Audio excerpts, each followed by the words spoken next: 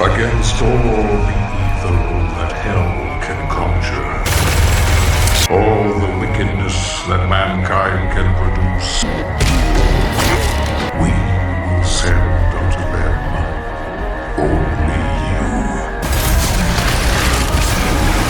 Rip and tear until it is done.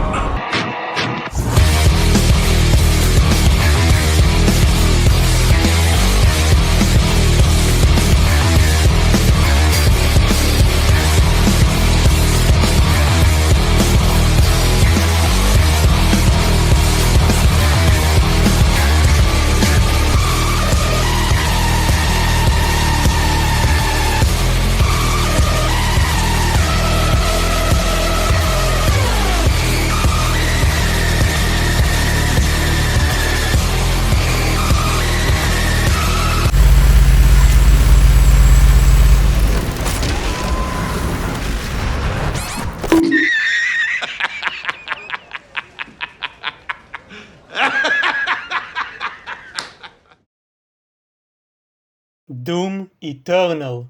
Yes. Sorry for the long intro, I just wanted to emphasize how awesome this game is, in case you didn't know. It's even more awesome if you play as the fabled Doomicorn. Unfortunately, I'm not going to do that for this video, for authenticity, or something like that. Doom 2016 was a banger, one of the best banging games ever. Super fast-paced action, yet Doom Eternal somehow makes it feel like a grandma trying to climb on a reverse escalator. I'm trying to say it feels slow by comparison. I'm not gonna waste more time with this intro, there's a lot to talk about. We play on Nightmare again, but in extra life mode. It's like Ultra Nightmare, you can't reload your save, and if you lose all of your lives, you start from the beginning. But at least you have more than one attempt, so you know, it's actually fun. Let's get into it. I love this cutscene so much, I wanted to just play the whole thing without talking. The game starts with someone named King Novik telling us to rip and tear. It's the second time in a row this happens. That's how Doom 2016 started, though I'm pretty sure it's not the same voice. Rip and tear until it is done. Rip and tear until it is done. Speaking of which, at the end of that game, Doomguy was trapped by Sam. You know, that asshole robot. We don't know for how long, we don't even know if Doomguy went to the bathroom this whole time. Dude was pissing inside of his suit. Dude guy? But now suddenly, he has a floating space castle, where he observes our planet, waiting until the demons invade. And I guess he waited too long, because like 60% of humanity is already gone, before the game even begins.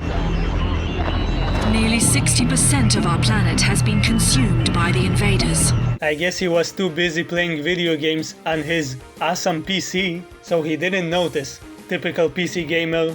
It happened to me too. Or maybe he was talking with Vega. Yeah, remember that cute AI? We backed him up before we destroyed him, so Vega is in the space castle with us. We'll talk about the space castle later. Anyway, Doomguy finally got his lazy butt out of his gaming chair, and now he gets ready to kick some demon buttocks. For it is he that they fear, not man, or his armies. They fear the mark of the beast.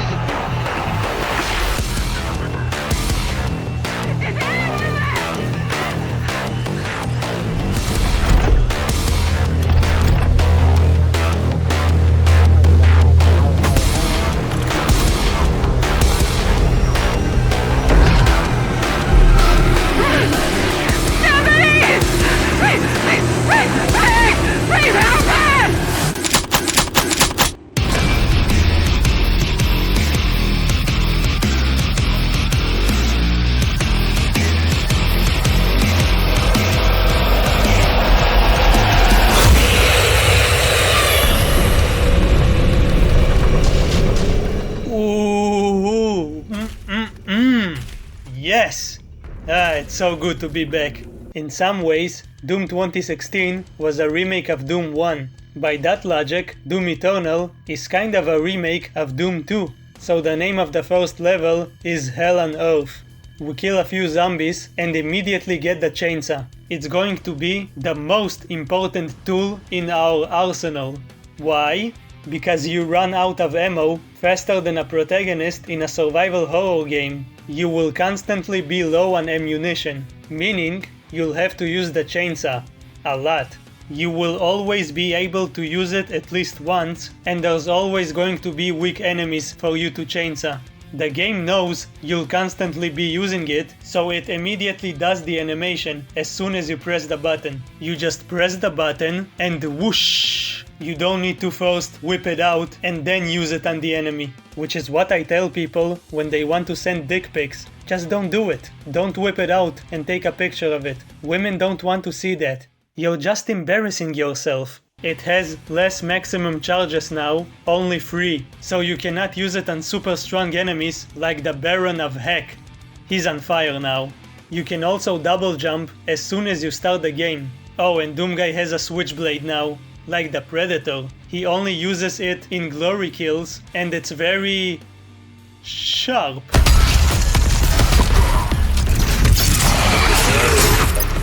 In the beginning, always pick the sticky bombs for the shotgun. You can one-shot multiple enemies at the same time, which is good, saves a lot of ammo.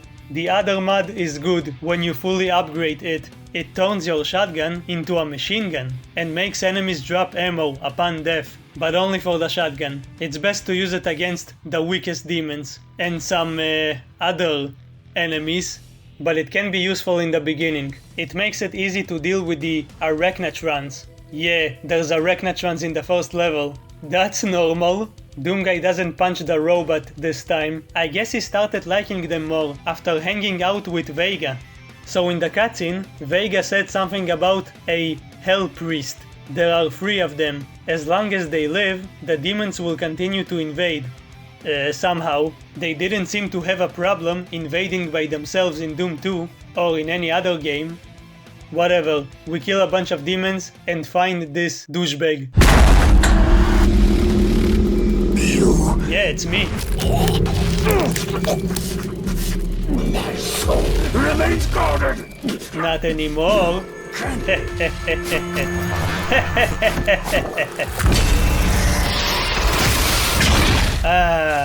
There's nothing like killing demonic old people in the morning. Let's fix your crown. You may be dead, but you still have to look your best. I think Doomguy has OCD. So what just happened? This isn't well explained, but basically, they cannot be killed. Each priest has a kind of psychic link with a specific beast. Only after you kill the beast and get this blue medallion, which I assume Doomguy did before the start of the game, because we don't see it happening, only after that, the priest becomes vulnerable. And then you can happily rip his head from his old, fragile body. It's like harvesting radishes. It's easy. By the way, this entire time we were inside some kind of giant hell monster. They're actually slaves, and the priests basically use them as a taxi. I guess it's harmless, so we don't kill it. We just jump out of it and see the literal hell on earth.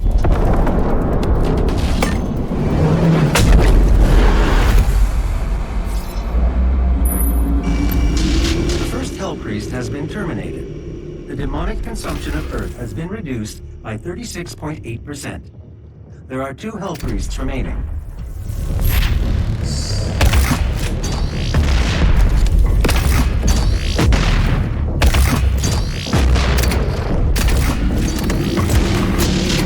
Damn, that's the strongest Cacodemon I've seen. I usually don't talk about graphics and visuals, but damn it, I adore the visuals in this game. The hellish landscapes. Not only is it gorgeous, in a fucked up, demonic sort of way, it also tells a story. The humans fought with everything they had, but they lost, and now hell is taking over. It's corrupting other planets as well. Whoever designed these locations, mwah, chef's kiss. Look at this. It's kind of like the face wall texture from the original. This should be in a museum. A museum of pain! You probably won't notice any of this because the game is so fast-paced. You'll just be quickly moving from location to location. You know those old trailers for Doom 2016 that made it look like a Call of Duty game and people started calling it Call of Doom? Thank God that didn't happen. You can pretend that whatever you're seeing here is what happened when the demons invaded in between games. Some normal people tried to fight them while Doom Guy was just chilling in his space fortress. So there's a Reknatrans in the very first level, which is very spooky since you barely have any weapons and you're not used to playing the game yet, but you still have some hope. Maybe. This game introduced weak points. Some enemies have specific parts that you can shoot, which will make them way less dangerous. Shoot a sticky bomb at his cannon and sploosh. Now he can't fire his annoying fast lasers at you. Same goes for the Keko demon. As you might have guessed, they also appear in the first level. That's kind of brutal, but you can chuck a grenade into their mouth, which will put them in an instant glory kill state. This was a great source of entertainment for me. It's so simple, yet so brilliant. And then you find a shoulder-mounted grenade launcher. I don't know what it was doing in this random train, but whatever. So you can basically kill them in one hit, but it might be difficult to do that when you have big spiders and flying tomatoes in the same room, and I already lost a life. And then another one to some basic fodder. That's embarrassing. Thankfully, you can get more lives by simply exploring. I don't think there's a limit to how much you can collect. They feel kind of weird and out of place in a Doom game, yet at the same time, this game is insane, especially on the harder difficulties, so I guess it's fine. You will usually find them in secret areas. We gotta talk about the secrets. Yes, you wanna know what's going on in the story. Just wait, I'm getting to it. Stop screaming at me! I didn't say anything. I'm sorry. Maybe you should stop talking about video games and get a real job. Anyway, the secrets are kind of hidden in plain sight. Half of the time, they don't contain anything that will help you in the gameplay, but you should still find them because they are neat. You can find toys, cheat codes, yes, old school cheat codes, more toys. Yeah, the secrets are great. Ow. Albums that only have one song in them, but it's still cool. Not only from this game, not only from this franchise even. You can find songs from Quake, Wolfenstein, even Commander Keen. The other half of the secrets are usually upgrades. Tons and tons of different upgrades. One of them literally gives you slow motion, which is cool as heck. I used it a lot on my first playthrough, but now I don't use it at all. You might have noticed that everything is more colorful this time around. There's a reason for that, because the game is super duper fast paced and there's tons of items constantly flying around. Our fragile human mind cannot process all of it. There's demons, projectiles, health, armor, ammo, your hopes, your dreams. You have to know which is which in the middle of combat. The developers smartly made every item have a bright and distinct color. So, for example, when you see some green shit flying around, you instantly know that it's armor. If it's blue, it's health. If it's red, well, I think that's a you problem. You probably have an anime nosebleed. You pervert. Okay, I got most of the gameplay stuff out of the way. So Vega tells me the other two priests are in this ominous looking citadel. We go pay them a visit.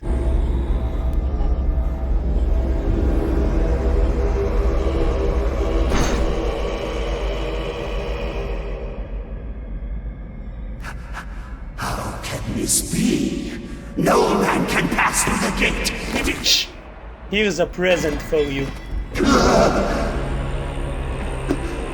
This stops nothing. The sacrament of this world to the great Khan Maker will be made, and the energy will be restored once again, as it is written. Yeah. I feel like I'm the school bully, and the teachers are telling me to behave. Just piss off, geezers. I'll kill you later.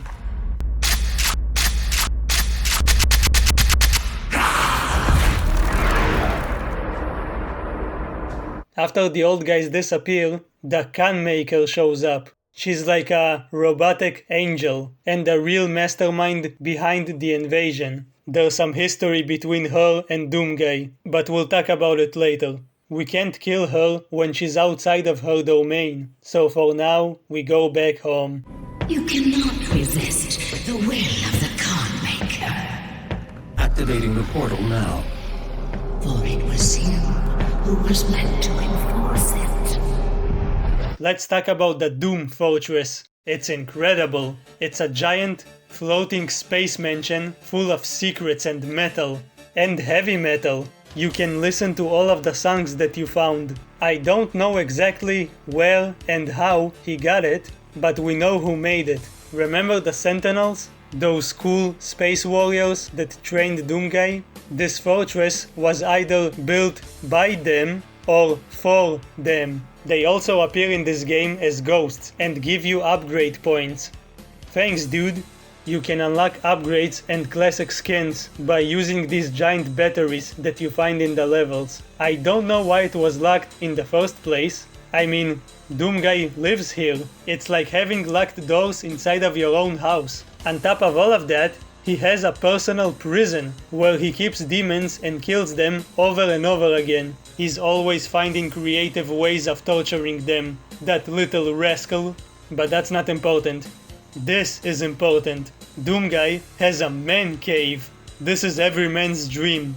He's got guitars made out of argent energy and demonic flesh. He has toys of all of the demons. He has that one toy that's always mean to me. You're ugly, you little bitch. Some of id Software's games are here, obviously. And even Commander Keen's head. Skull. Why? Did he take it from hell in the last game? Another thing he took from there, which was taken from Doom 3, is the Soul Cube. I'm actually kind of sad that we can't use it. There's tons and tons of cool secrets and Easter eggs here. I can name every single one of them, but that's a whole video by itself. By far the most important thing is this. He has the best gaming setup in the universe. This takes place more than 100 years in the future, so he probably has a GeForce RTX 9,000 million, 64 billion terabytes of RAM, and all of that probably still costs more than a house. You can even see the reflection of his toys on the screen. And yet, he has another PC that probably has DOS instead of Windows. You can play Doom 1 and Doom 2 here if you know how to unlock them. It's not the best way to play it, but it's here, and that's good.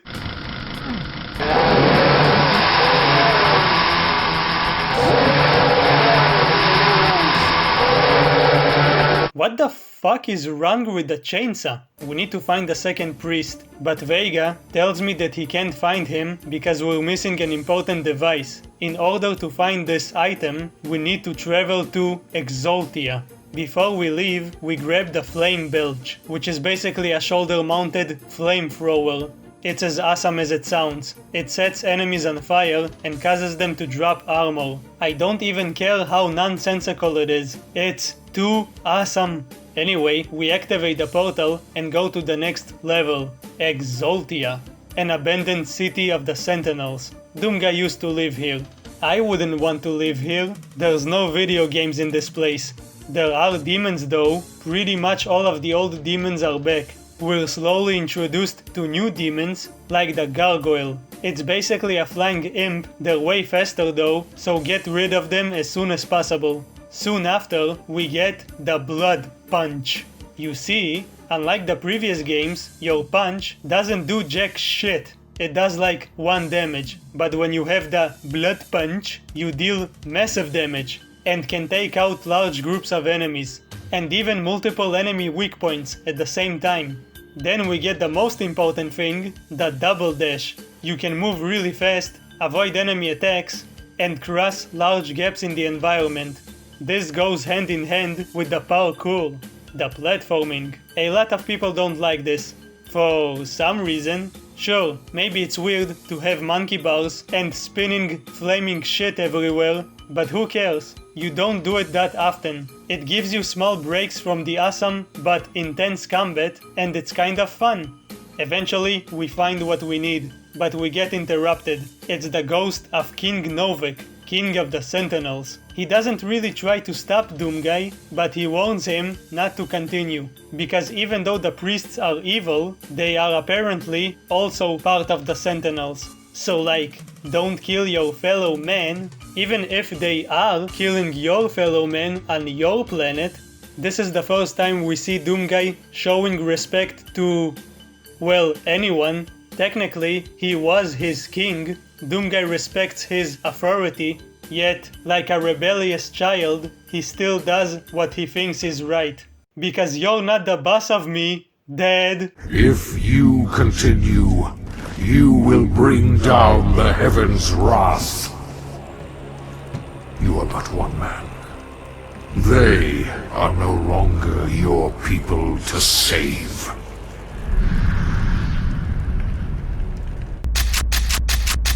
You can't tell me what to do. Actually, why are you trying to stop me? What about the time you told me to rip and tear? Rip and tear. It was like an hour ago. Did you change your mind? Or did you just forget? Whatever, I don't have time for this. Daisy? Daisy! Is that you? Come here, I've missed you. Oh. I must have imagined it. The device we got isn't working. In order to fix it, we need to go to hell. Makes sense. Every time I need to fix something, like my phone or PC, I also go to hell. This is only the second level and we're already here. Going to heck isn't a big deal anymore, it's just a formality. It's still cool. This is where we find the purple diarrhea. Nobody likes this. You move slowly, you can't jump or dash, and there's tentacles everywhere. This is not the fun zone. It sometimes leads to situations like this, where it slows the pace to a crawl, and the bombastic music doesn't fit with what's happening on screen.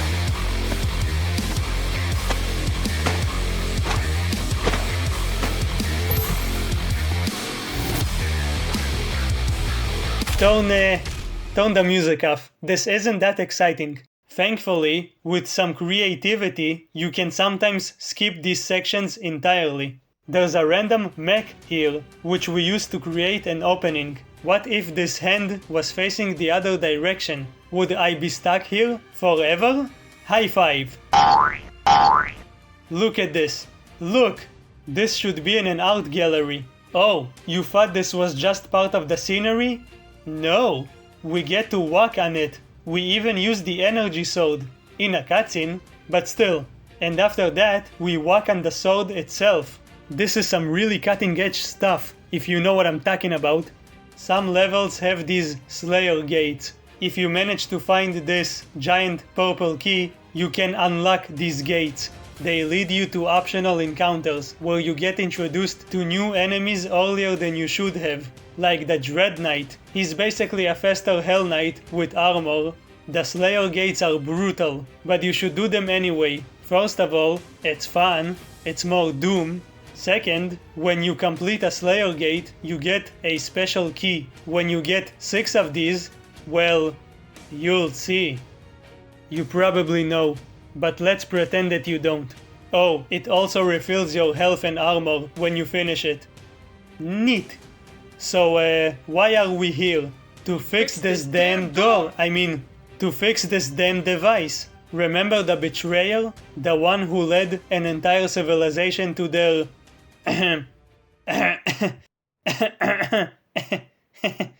doom? The father of the one who became the icon of sin? His name is Valen, and he's going to help us. I told you all to leave me here. I am where I belong. Okay, but can you fix this? I kind of need it. Saving your people will not bring you peace. Only make the burden you carry worse.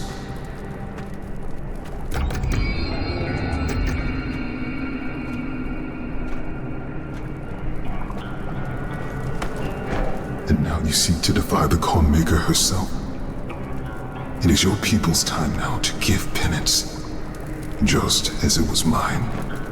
Even though he helped the demons and his betrayal led to so many deaths, Doomguy doesn't fight him in any way. Doomguy probably understands his pain. He also experienced loss. Forget about that. Look at this cool hammer, dude. It may be the most controversial weapon in the franchise, even more than the Doom 3 shotgun.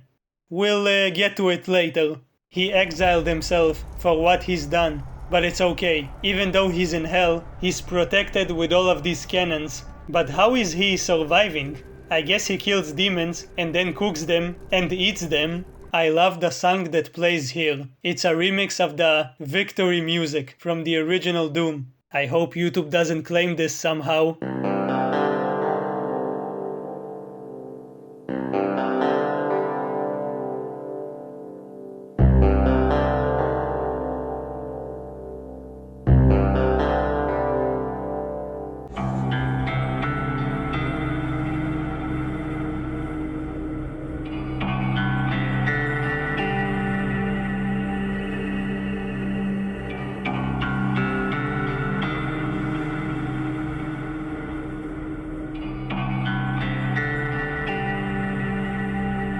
Before we leave, he gives Doomguy a knife and tells him to free his son's soul. He may have turned into the icon of sin, but his heart is still normal.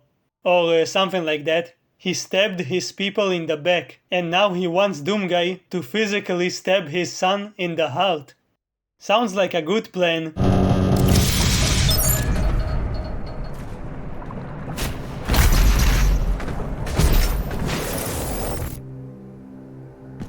What? Why did I teleport here? That never happened before. I didn't mention the dismemberment system. This is the real meat of the experience. You can see bits of their flesh falling apart. Chunks are flying everywhere until only rotten skin and bones remain. It's great. Also, the enemies and items look like they did in the old Doom games, and I really much appreciate that. Thank you. We got what we came here for, so we head back.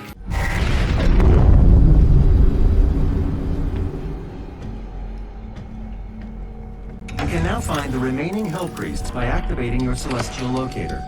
Thank you, Vega. He pinpoints the second priest's location and activates the portal. It's going to be very chilly.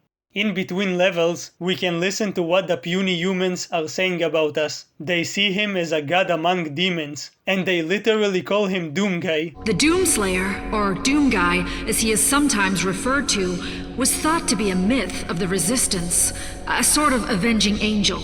Ah, stop it. That's sweet. No, actually, keep going.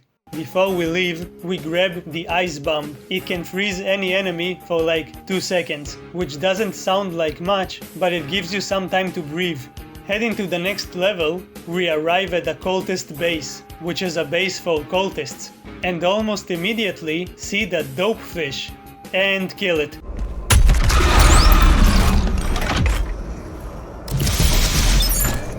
Then we find another one, and look how cute it is. I'm not gonna kill you again.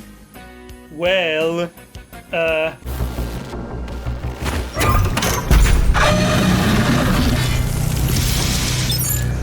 Anyway, we get teased by this old geezer. I don't think he knows what we're capable of, since he thinks that we can't handle a few zombies and a mancubus and some shield guys, which are way easier in this game, since you can blow up their shields with the plasma rifle, and a whiplash. I hate them. They send projectiles that stop you in your tracks and whip you with their whip. Get rid of them as soon as possible. In my time of need, and you will secure your place in the new world.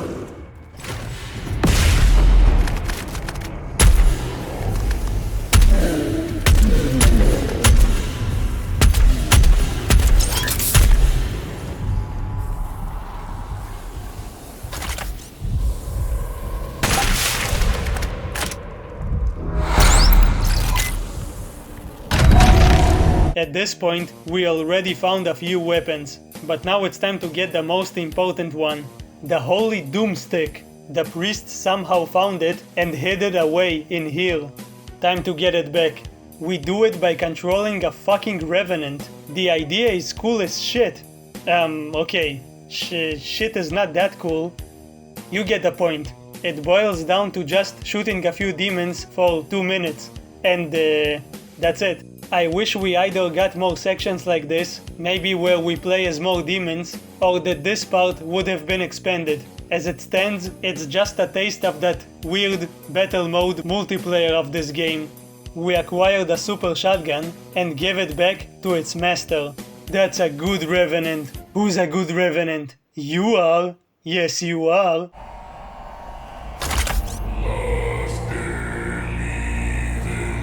Are you singing? Stop it. As you might have known, this is the coolest iteration of the super shotgun. It's not as powerful as it was in the last game, or even in Doom 2, but it has a goddamn grappling hook, a meat hook. You know how Scorpion does that?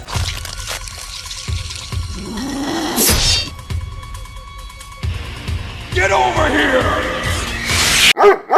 This is like that, only you're the one getting over there. To the enemies' faces, where you shoot them in the face, you can eventually upgrade the meat hook and now it's on fire, which makes enemies drop armor. That's cool and hot at the same time. This may be the best feature of this game. Not only is it awesome, not only is it practical, but it can also help you traverse the environment and position yourself pretty much wherever you want during battle. It's so good! Let's talk about something else before I soil myself from excitement. In another Slayer gate, we meet the Prowler, which is like a purple imp that can teleport. They kind of appeared in Doom 64, so that's cool. Eventually we find a train and head deeper into the base. Train levels are always cool, but this is more like a train section. It lasts for 2 minutes. We see this gorgeous view of the base, and Vega tells us that the priest's guardian is here.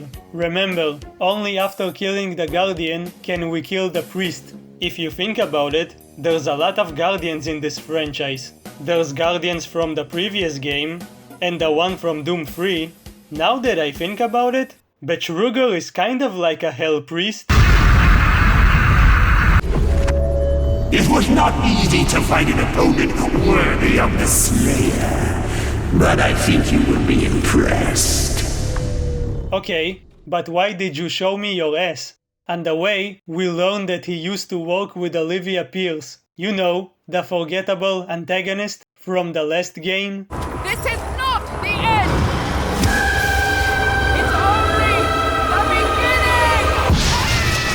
He used to look normal. All of the priests were normal and good, I think, but they became corrupted with hell energy and started sacrificing planets for the Khan Maker. So we're gonna kill him real good. On the way, we meet another irritating enemy, the Carcass. I don't know if I hate them more than the Whiplash, but I do hate them. They can put up energy shields and send energy attacks on the ground, like the Whiplash. Both can stop you dead in your tracks, which is extremely dangerous when you're surrounded by enemies. High priority target. We kill everyone in the base and find it. The first boss of the game, the Doom Hunter. It's a race of ancient demons that were converted into cybernetic death machines by this asshole. They used to hunt Doomguy and the Sentinels. He kind of reminds me of Sergeant Kelly from Doom 3. They both look like Quake enemies. They both have a tank instead of an S. S-tank. Slayer identified.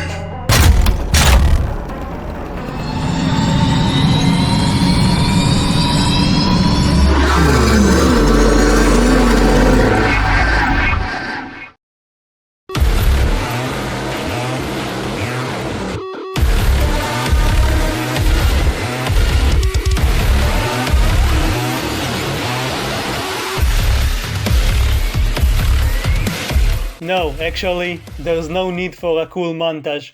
It's more of a mini-boss. He's really cool, but not a unique enemy. He'll show up a lot during the game.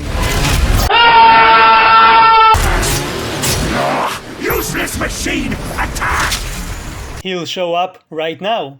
Twice. You need to destroy his energy shield before you can damage him. I like to use the blood punch and then the chain gun or plasma rifle. The plasma rifle does more damage to his shield. Then you shoot the tank itself until he says... Then you become the Doom Hunter. You hunt him.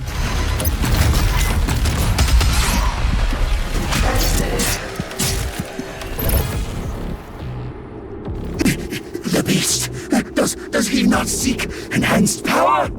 Gifts to aid him in his noble conquest, perhaps in return for... Shut up! Why did you even come here? You could have at least tried to teleport somewhere safe. That was stupid of you. Now it's clear to me that you don't have a head on your shoulders. That's not funny! No.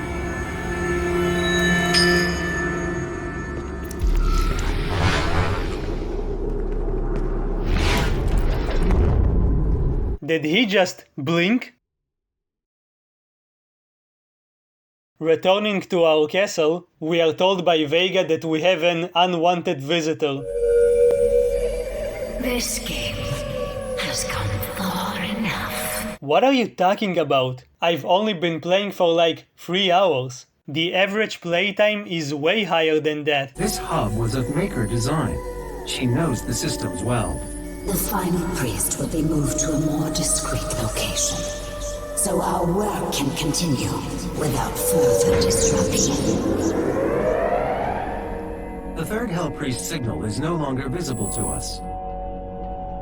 There is a 41.3% increase of demonic activity at the nexus of the initial invasion. That is the largest gore nest on Earth. I will set the portal coordinates for the super gore nest now. Remember the gore nests? Those weird things that summon demons? Well, now there's a super gore nest, so we go on this kind of side mission to destroy it. I've played the master level of this level like 50 times, so I'm used to seeing a cyber demon here. I'm sorry, Tyrant. We'll see him in a bit.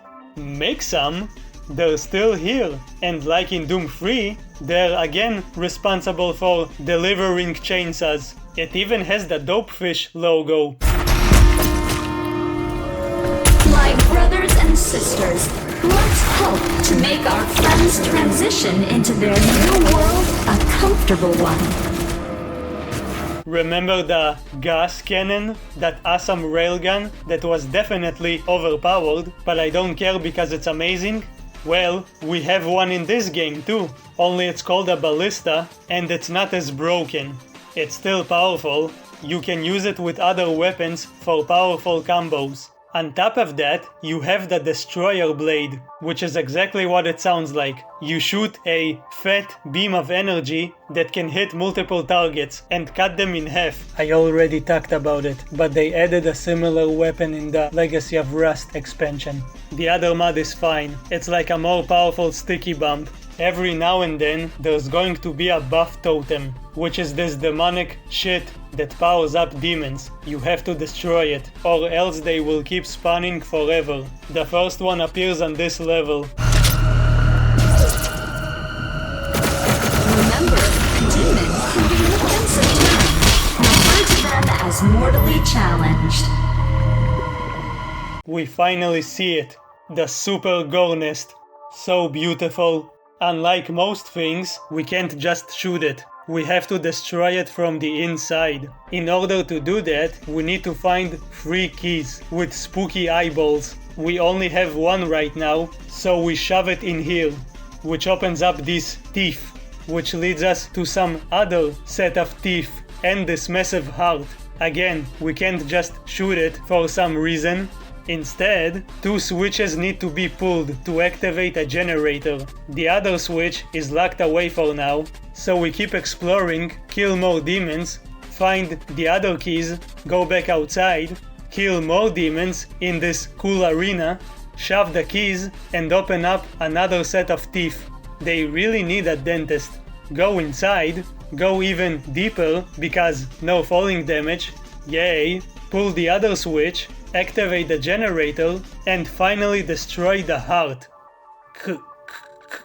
Cool. Now the generator is about to blow up. Oops. So we need to skedaddle. Skedaddle? Get to the chopper! We do that, and the gore nest explodes into a million demonic chunks. See? Simple. Anyone can do it. Don't try this at home, kids. Now we can get back to the actual plot. The final priest is hiding like a stinky coward, and his location is unknown. Then Vega suddenly drops this bombshell. I believe Dr. Hayden can help us with our search. No, not him. Not that bastard. Fine. Whatever. Let's go find him. In between games, he came to Earth and became the leader of the resistance against the demons. He should be in their headquarters. While we were trapped in his basement, or wherever he sent Doomguy at the end of the last game, Sam suddenly appeared and provided humanity with advanced knowledge and weapons. He even brought the Crucible with him. That was mine, you asshole! He wanted to use all of these tools to stop the demons. It's like he knew they were coming here. But even with all of that preparation, they still fucking lost. You suck, Hayden! There isn't that much to talk about in this level. There's another Slayer gate here, where we meet the Tyrant. It's basically a cyber demon with a different name. I love how they added him in the new Doom 2 expansion. They are described as demon lords with slaves, meaning they are racist assholes. After we beat him, a Doom Hunter shows up, because this was too easy up until now. Nah, it's still easy.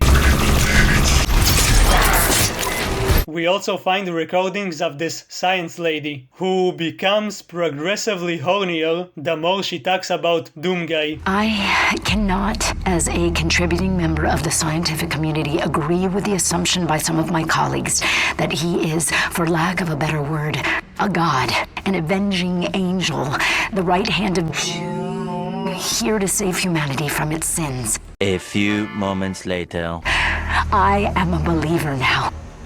I feel it is in Doom that I have faith. The Slayer is the spear that stabs at the heart of our attackers, and those that would seek to harm us should feel warned. For there is only one dominant life form in this universe, and it carries a steel-barreled sword of vengeance. All hail the coming of the Destroyer. The Slayer's time is now. I believe him now to be more than just a man. He is Doom. I don't know how to feel about this dialogue. I am Doom? What does that even mean? Doom. But shit, that's the biggest compliment anyone has ever given me. This lady probably died. But wait, in between all of the horniness, she says something interesting. They found Doomguy's blood on Mars and analyzed it. She confirms that he is in fact a stinky human, just like me and you. But there is something unknown inside of him. So first of all, it's canon that he got hurt enough in the last game that his blood was spilled. I thought no demon could even touch him, but I guess I was a stupid dummy to think that. But also, there's something weird inside of his blood. That's foreshadowing for the DLC. You believe the Doomslayer will save you?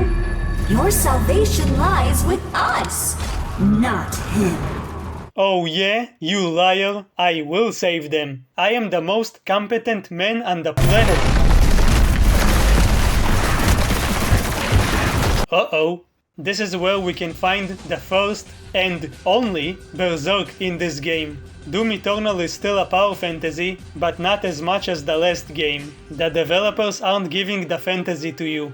You have to earn it. It's just that Eternal asks more of you, so 2016 is very accessible. It's like, take this shotgun and shoot stuff, and when they flash, do this thing. And that's great. There's a simplicity to that reaches a lot of people. But then I think on the negative side, the comments that I always read was that it got repetitive, which it did. So with Eternal, I think it takes a little longer to get there, but when you get there, I think you'll find a deeper experience. It's been really cool to see people get there with Eternal. We tried to shore that up, to hold the player accountable, to not let them out of the fun zone. You know, the fun zone is managing resources, it's doing all these different things, it's thinking constantly, it's using the right tool for the job, it's diving into progression, all these different things. And when they don't play that way, we kill them. Right. Pretty much. Like, what we found is the more that we did that, the engagement levels, which is like the word we were obsessed with throughout development, like engage the player, engage me, I'm bored, I'm not thinking, engage me. We found that the engagement levels just shot like through the roof. You know, you're like, holy cow. Check this out. I was getting close to finish the mission, but when I got on this elevator, I suddenly clipped through the floor and fell down, while the elevator stayed up there. I had no way of calling it back down, and I had to restart the whole mission. That never happened to me before. Then this happened. I do not know what's going on. This playthrough is cursed.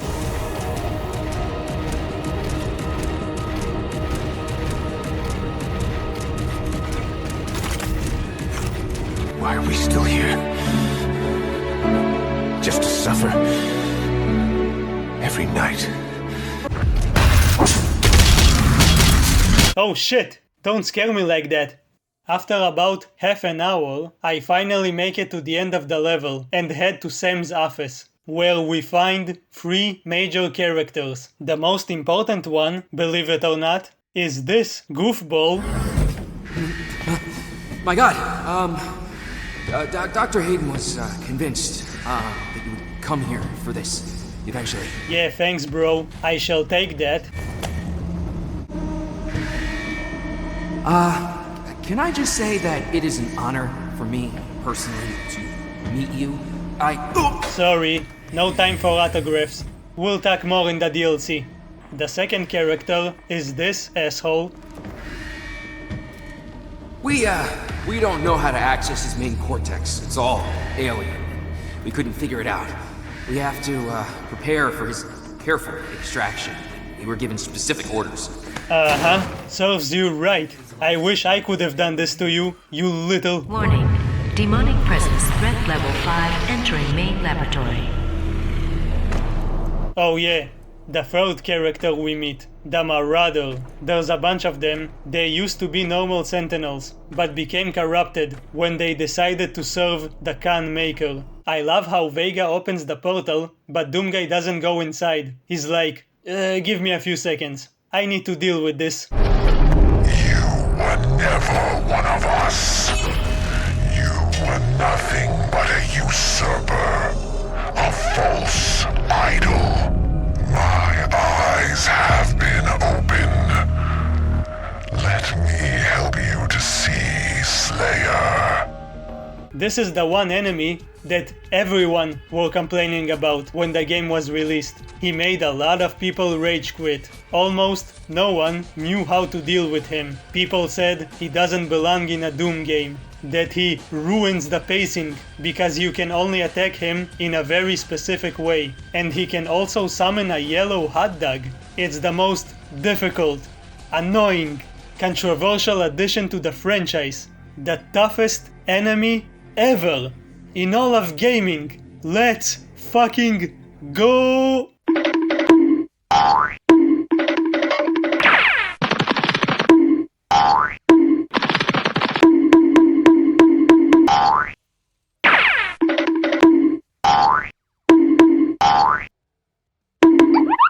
I've fallen, and I can't get up! We return home and plug Sam into the system. This kind of revives him, and he's able to tell us the location of the final priest, because he knows that somehow. The final priest is hiding in Sentinel Prime. The Khan Maker does not want him to be easily found. The only functional slipgate to Sentinel Prime is in the core of Mars, in the lost city of Hibeth. Did he say Slipgate? New Quake game confirmed? Slipgate. We need to go back to Mars, because for some reason, there's a special portal in the core of the planet. We're going to use the BFG 10,000 to get there, because it's cool. You can't just shoot a hole into the surface of Mars. Don't tell me what to do. Don't ever tell me what to do. You never let me do anything. Activating the portal, we head to the next mission, Mars Core, which gives us this awesome cutscene. You can really see how Doomguy's reputation precedes him. Even though he's fighting to save humanity, everyone's scared shitless of him. Oh my god. It's him. Hello, I have social anxiety. I have no concept of personal space, no social skills, and I don't know how to ask nicely for stuff. So, I'll just take this keycard and strangle you for a bit, okay? You don't mind, right? Hey! Who are you? You can't be here. I already have a plasma rifle, but give me that. You don't know how to use that? Ooh, look at this beauty. Warning, BFG 10,000 is firing. That didn't seem to do anything. Let me show you how it's done. Get out of here. First, you aim at your target, and only then you fire. It's not working. Vega, fix this. Would you like me to disable the safety protocols? Yes, do it. Vega takes care of it, and we fire the BFG into the surface of Mars. Suck it, Hayden. We also learn the BFG 10K is just an amplifier of the regular version. It's like a big magnifying glass. It's good to have you back, baby. My best friend gun. Look at him go. Pain elementals are back. I like to keep free chainsaw charges just so I can instantly delete them, or freeze them and shoot until they die. Whatever it takes to get rid of them quickly. They don't exactly summon lost souls as much as they use them as projectiles. There's still a pain in my elemental ass. We made a giant hole on Mars, so we could get to the core. Now we need something to get us there.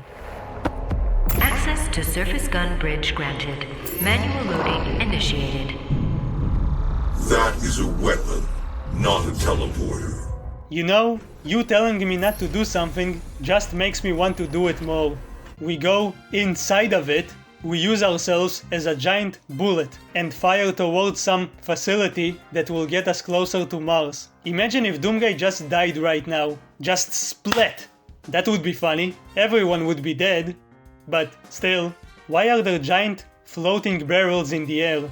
And what is this spinning thing? How is this possible? If all of that public transportation wasn't enough, we fire towards the surface of Mars. Again, we take a space pod that will get us to that last city he was talking about. In what other video game would you be able to do all of this cool shit?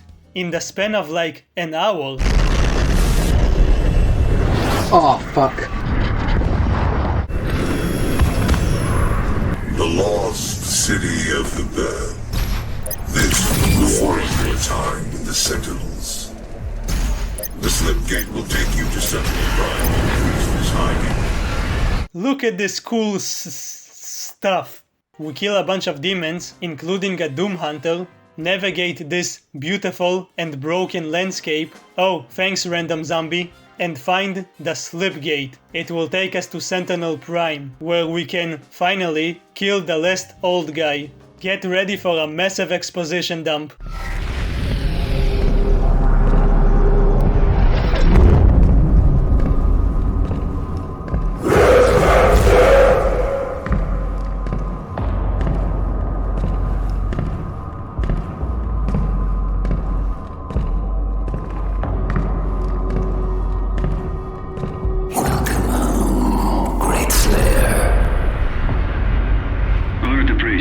What? No, you asshole! It's the first time we are seeing actual living sentinels. And also this angel dude. They are showing Doomguy the respect he deserves, yet it's clear they are loyal to the priests and the Khan Maker. For now, they remain neutral. The design of the door is the same as the doors in our fortress. It confirms that it came from here. This level doesn't have any combat, except for the very end. There's no demons. Okay, there are imprisoned demons. You can probably guess that if you shoot them, you won't actually hit anything because of the bars. But did you know you can punch them? Yeah, you can do that. And they die in one hit. You don't even need a blood punch. I literally just found out about that. That's amusing. This level is designed to give you a bunch of lore. There's a lot of notes you can read. Like this one. Apparently this priest, the one we're hunting right now, was the one behind Valen's betrayal. That's another reason for him to bite the dust. Bites out dust! The Khan Maker makes a final attempt to stop us peacefully. I offer you, O great powerful one, a sign of truce. She explains why she is doing all of this. She's been sacrificing planets for thousands of years. She lets the demons kill everyone, and in exchange, they convert all of the dead souls into special energy for the Makers. Argent energy. Yes, the one we destroyed in the previous game. They use that energy to basically have eternal life. She's trying to save her people, but she's killing others to do that. This is basically what Sam did in the last game, but on a much higher scale. Destroying the production of Argent energy isn't necessary. Now she randomly chose our planet. So, we gotta stop her. That's a big no-no. I know of what you have left behind. Go back to it then. Leave this crusade. You cannot save them. They have asked me for this, and so I give it to them. If you let the priest live, then I will return to you what the demons took from you so long ago. You need only turn back, and it will be yours again. Are you talking about Daisy? Don't you ever talk about her, you filth, you vile cretin. Daisy, I couldn't save you. The most important thing we learn here is what happened to Doomguy. At this point, everyone knows about it, but before the game came out, no one knew about it for sure. We found him in the valley, just outside the castle walls. He was badly wounded and wearing this.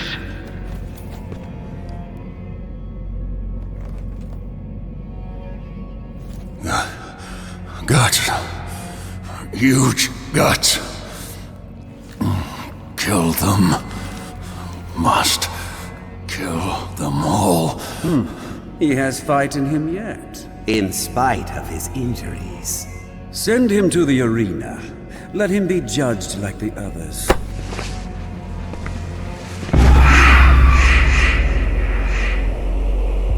He's the original Doomguy. After the events of Doom 64, he was somehow teleported to this planet. These guys found him and brought him to their masters, the priests. It would have been cool if this was his helmet from Doom 64 by default. They didn't know what to do with him, so they made him compete in an old-fashioned Colosseum. Even though he was basically dying, even though he just fought like a bazillion demons, and that Resurrector bitch, and her sister bitch, which was the one who transported him here, probably an accident, he still won. And he talks. He talks.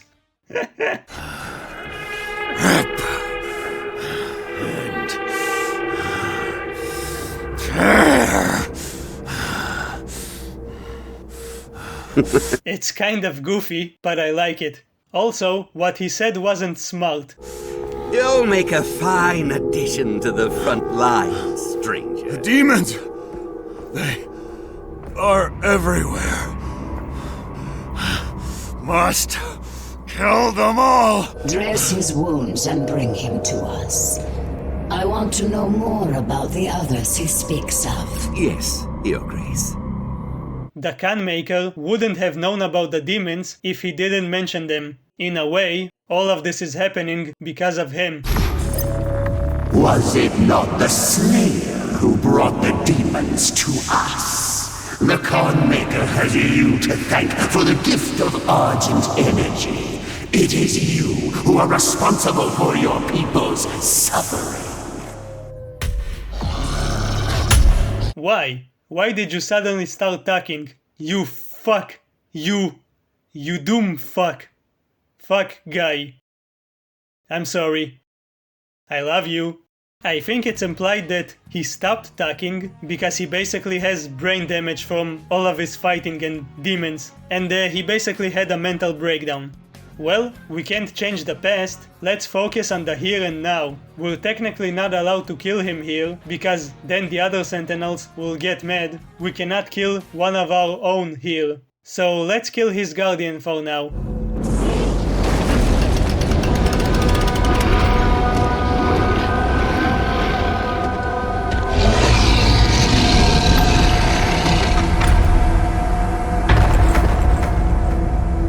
The Gladiator, the first proper boss fight. He's like a slow marauder. You can't really attack him unless you go behind him. You have to wait until he attacks and then counter. He was imprisoned here a long time ago.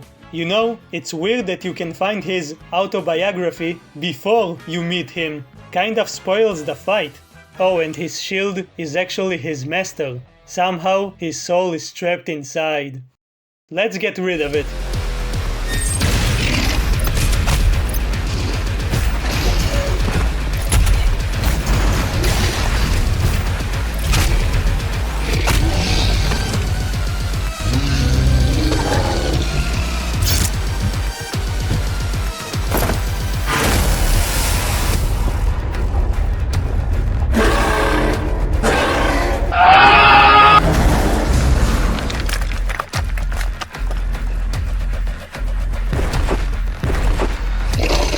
Did you just pull it out of your ass? Wow, he looks like the classic Hell Knight now. Like I said, this is the first actual boss fight, so I can finally make a super ultra cool montage.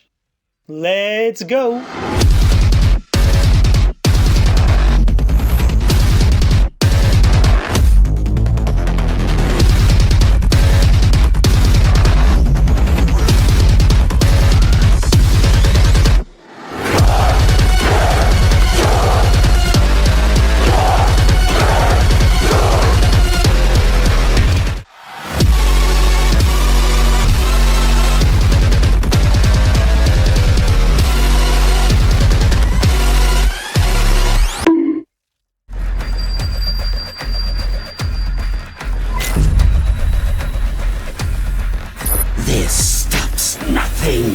Earth will be consumed, regardless of what...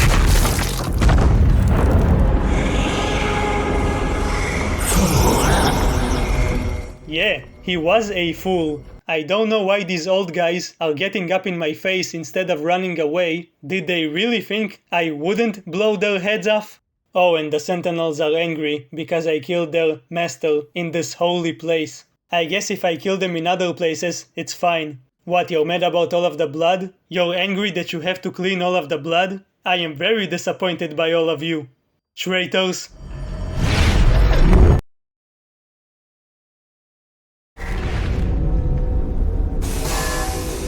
The Khan Maker has overloaded your systems. Vega has no control over...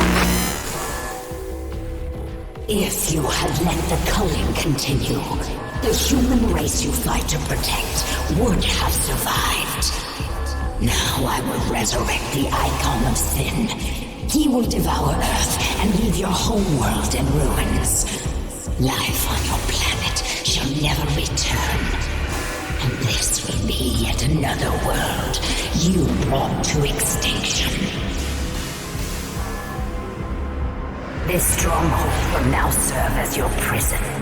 With no power, you can do no more harm to our mission, and we may continue the work that must be done. Listen, lady, you can't just turn off my power like that. You're not my mom. You could damage my awesome PC.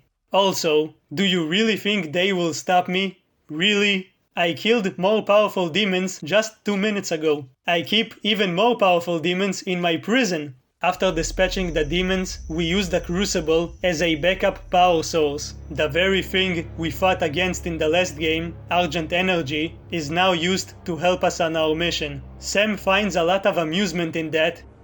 That prick. Because all of the old geezers are dead now, the demons can't invade Earth anymore. But the Icon of Sin will be there soon. He's a Titan. Apparently, Titans are kind of invincible, and only a Crucible can stop them. We're already using one as a generator, so we go find another one, in another Sentinel City. On the one hand, it's cool that we get to explore places other than Earth, Mars, and Hell. On the other hand, how many cities do they have? This is actually an important place. Not just because we meet the Archvile again. I'm glad he's back, but I'm not gonna say I missed him. He may be more dangerous than he was in Doom 2, since he can summon buffed enemies, while teleporting and hiding like a little bitch. Even though he's not little, he's really tall. Get rid of him quickly.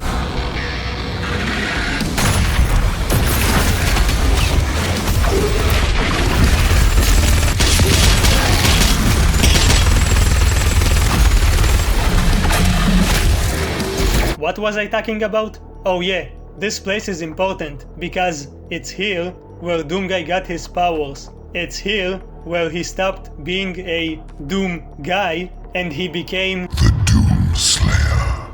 Remember the Seraphim? The one who gave him his super strength? In his crusade, the Seraphim bestowed upon him terrible power and speed. We get to see how it happened. In the subtitles, it will say hooded figure, but I'm just gonna spoil it now.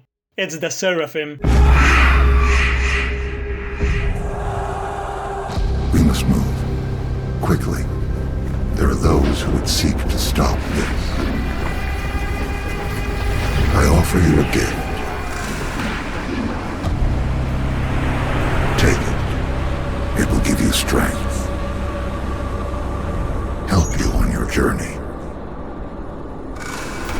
This is the Divinity Machine. It was created by the makers. Anyone who can survive inside of it is granted immense power. Anyone who doesn't, dies. Also, did you catch that? Take it. It will give you strength. Help you on your journey. Take it. It will give you strength. Help you on your journey. Yeah, I know. You've already figured it out. You're very clever. Don't get too excited. We'll talk about it later. Oh look, I'm a Rudder. Oh no, he's so difficult. Get out of here!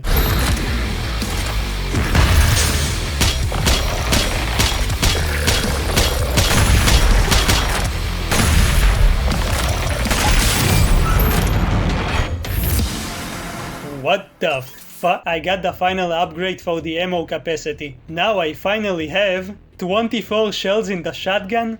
That's it? I had like 60 in the last game. See this? Doomguy killed it sometime before Doom 2016. Maybe we'll get to experience that moment in the Dark Ages? In any case, you have to leave the sword inside of it, or else he will wake up. If the Crucible blade is removed, the Titan will rise again. Meaning, we can only take the hilt. After a few battles, we end up in Doomguy's vault, where we find this coin. I guess it's like a battery for the sword. Why does he even have a vault? Does he own a bank? After attaching the coin to the hilt, we can dip it in this magical, demonic lava energy and finally get the sword. Man, I remember seeing this part in the trailers and getting hyped.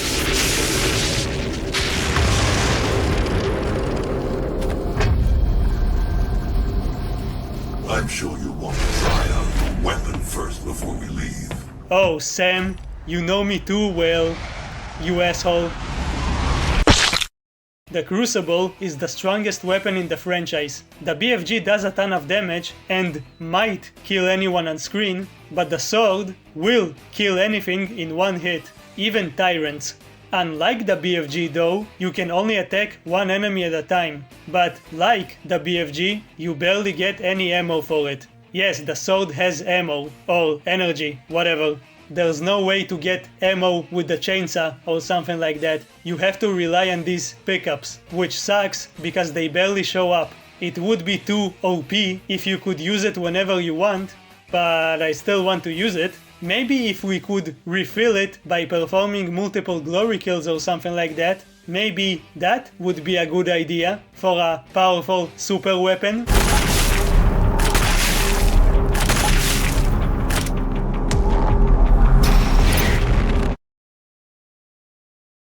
We head back and Sam explains how to prevent the Icon of Sin from getting to Earth. We need to go to Urdek, the home of the Khan Maker, and exterminate her. For some reason, the only way to get there is from a special portal in Hell. Vega has to physically come with us to create an exit portal, or else we'll be stuck there forever. Do you require anything else before we begin our journey to Urdek? You will not be able to return until the mission is complete. He's basically telling you that if you still haven't unlocked everything on this ship, now is the time to do so. So let's go unlock it.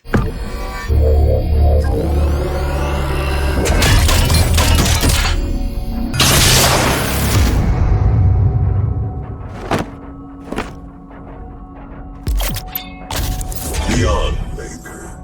Pure Maker technology. Inspired by Sentinel weaponry and refined by their divine intellect. Its destructive potential is staggering. The Unmaker is back from Doom 64. It's extremely powerful, but like the Crucible and the BFG, you barely get any ammo for it, especially since it shares ammo with the BFG. Man, I miss the times where enemies could just drop ammo for it. I feel like I always have to choose between them. I found that it's best to use it if you're focusing on one specific tough enemy. Otherwise, just use the BFG so you can hit multiple targets. I only used it in this playthrough to have footage for this video. Otherwise, I almost never use it. It was retconned to be created by the makers. Why did they call it the Unmaker? Because it can unmake the makers? They wanted to unmake themselves? I guess that's better than saying unalive. Anyway, we're ready to go. Goodbye, my beautiful space castle. Don't wait up. We're going to Necraval. Necraval? A big city in hell. I know I've said it already, but look at this cool stuff. That tower over there is a factory where they process human souls, which creates Argent energy, which is then used by the Khan Maker for her skincare routine. Humans are just products for her. She's probably sponsored by them too. Fucking sellout. That's the main reason to kill her. If you don't do the Slayer Gates, this is where you're supposed to encounter the Tyrant for the first time.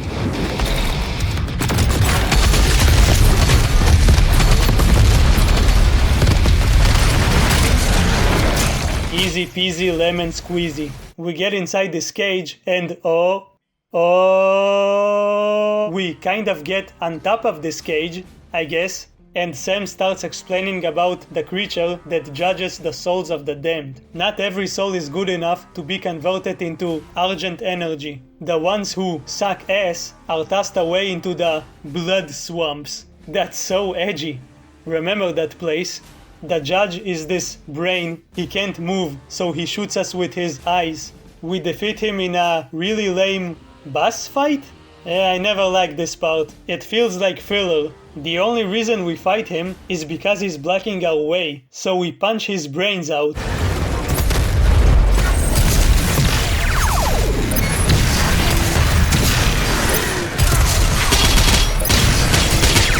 Get out of here! We find the entrance to the Citadel, and Sam keeps explaining how the human souls are suffering. Yes, I get it. Boo-hoo. They're going to suffer for all eternity.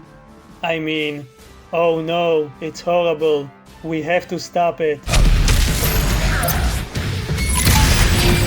We finally find that super special portal, jump inside, and fly to Urdek.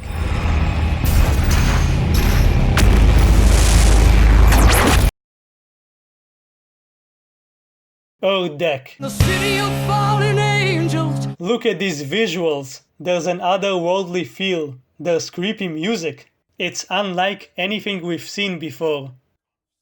So of course we're gonna fuck it up. Why does he look so bored? The makers are performing some kind of ritual to control the icon of sin. I don't know how they brought him here. He was sleeping inside of a wall the last time we saw him. Did they pull him out and physically carry him all the way here? You cannot stop the procession. Hear me, Slayer. When his heart is laid to rest, then his soul will be at peace. And so will mine. We will not be able to control it! No!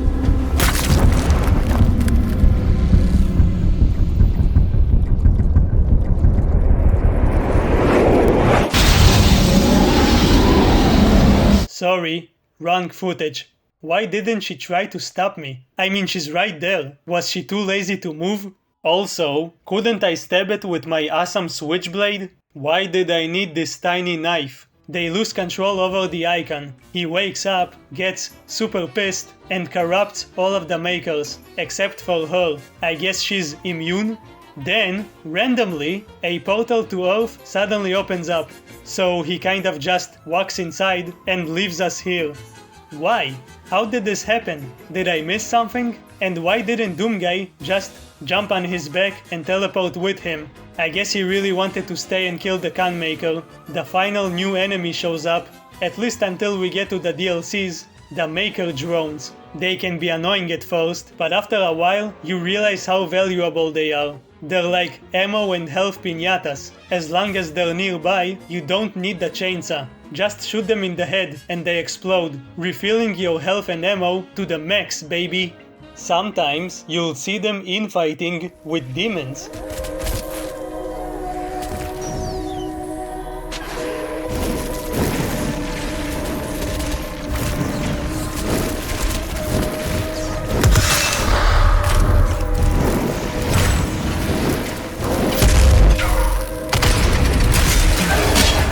Hey, apparently they played Doom 2016 in heaven. At least they have good taste in video games. Oh no, another Marauder.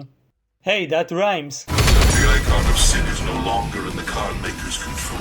The longer he is on Earth, the stronger. There is a portal we can use to follow it. We must reactivate the gate and get back to Earth. We must move quickly, for the icon of sin grows more powerful the longer it is on Earth. Yeah, I know. You said that already. Vega needs to create an exit portal so we can get back to Earth. Unfortunately, in order for him to do that, we need to leave him here. He fits perfectly into this angelic console. That's weird. System acquired. Setting a course for the Earth dimension now. I can see now. Am I the father of Abraham? You must get the other teleporter rings aligned before it's too late. The gate must be reactivated. The longer the icon of sin is on Earth, the stronger he will become. Yes, you said that already. Did you not hear what Vega just said? Why are we ignoring that?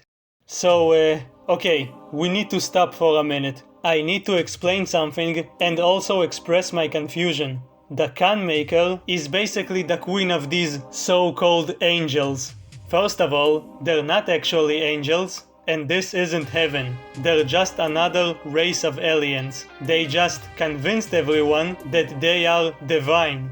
But they are important. They were among the first beings to exist in the universe. Second of all, there's someone above the Khan Maker, the one who created her, the makers, and basically everything. That being is known as the Father, the Big Daddy of the universe. He was a physical being, but somehow he disappeared a long time ago.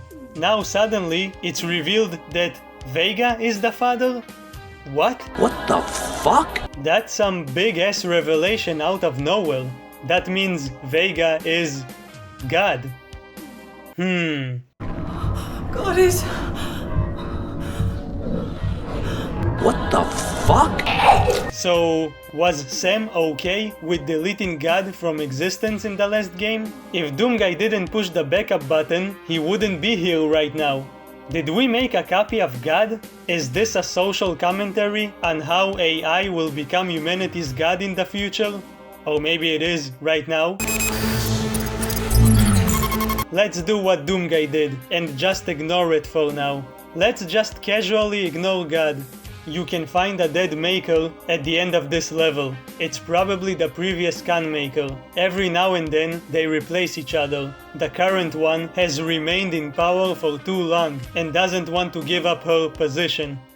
Well, it's finally time to eliminate her. The God Maker is near. She cannot let you leave this place alive. She is invulnerable when she has the orb within her chest. Once removed, her defenses will be down.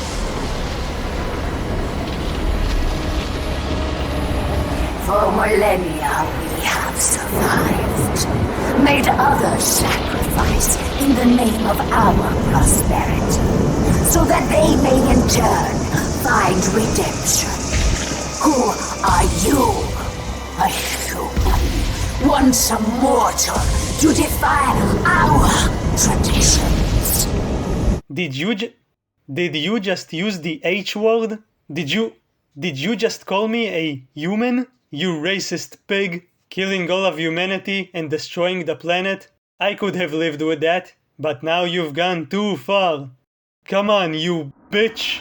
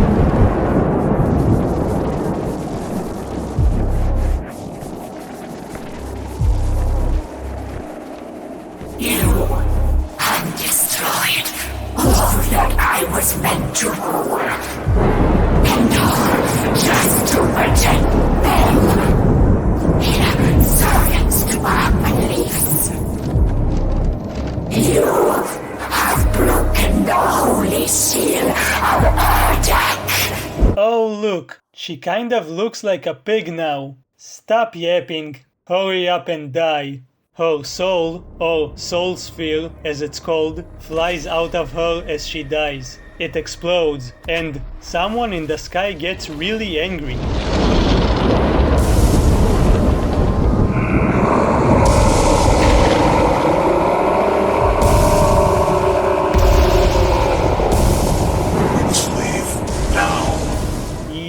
I think that's a good idea. Doomguy jumps into the portal, and we head back to Earth, and into the final level. Final sin. So, no more sins after that? The Doom Marine cannot save you. No one can save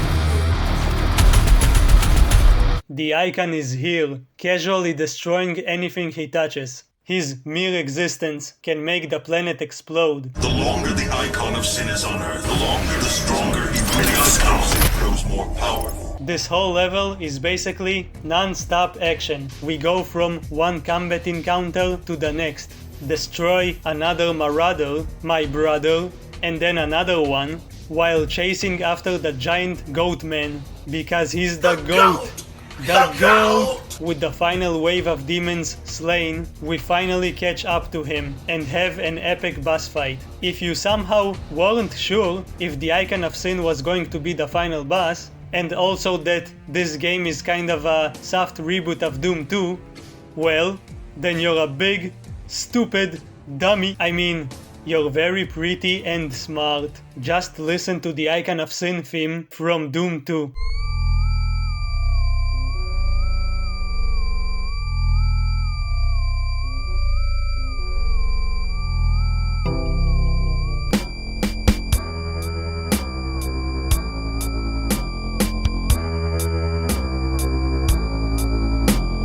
Now listen to the main menu theme of Eternal.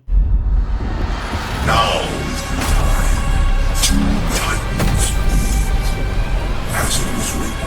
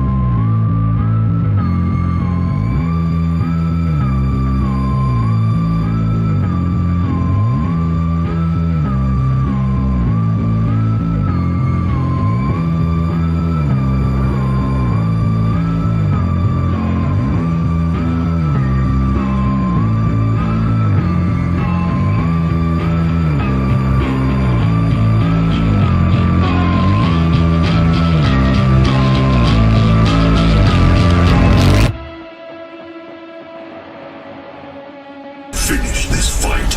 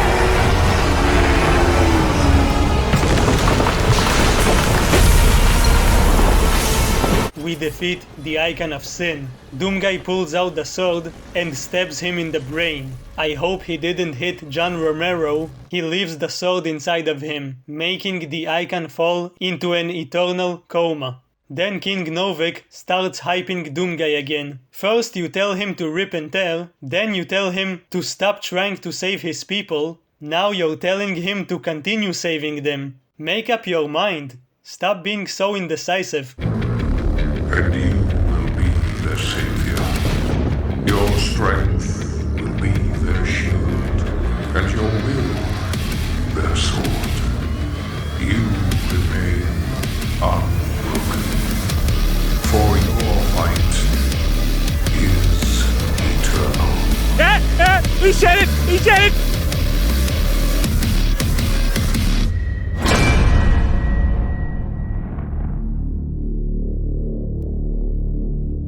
Ultra Nightmare?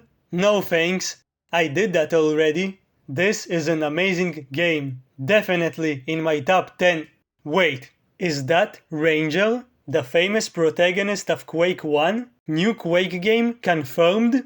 I've been yapping about this game for like an hour now, and I still feel like I haven't talked about it enough. It's so good. It's so fun. I'm close to getting 666 hours in this game. Have an emergency. Just dial 6 3 times on your mobile phone, and a UAC representative will be glad to assist you. Part of me wanted to talk about each encounter and every secret you can find, but that would make this video 10 hours longer and make me go insane. More than usual. After you beat the game, you can listen to the final broadcast, where they confirm the demons have disappeared. Many of the survivors believed the Slayer to be a godlike figure in what was a battle between good and evil, of biblical proportions. As humanity struggles to understand what happened to them and why, many look to the Slayer now for answers, but his whereabouts remain unknown. Unknown? I'm right here, you silly goobers!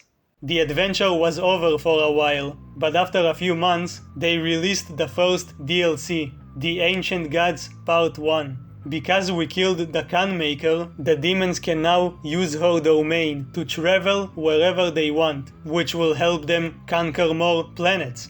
So that's not good. Somehow this place is connected to the whole universe. We can go there again and fight them, but they're just gonna keep coming back, so that's also not good. According to Sam, the only one who knows how to stop them for good is the Seraphim. So we join him and the Nerd Squad on an epic quest to find this mysterious figure. They're all gonna die, right? Whenever you're ready. We cannot regain control of Urdak without the Seraphim's help. You broke the seal when you awakened the icon of sin in their world. The balance between their two dimensions has been broken with the demons now in control of Urdak. Portal ready in 3, 2...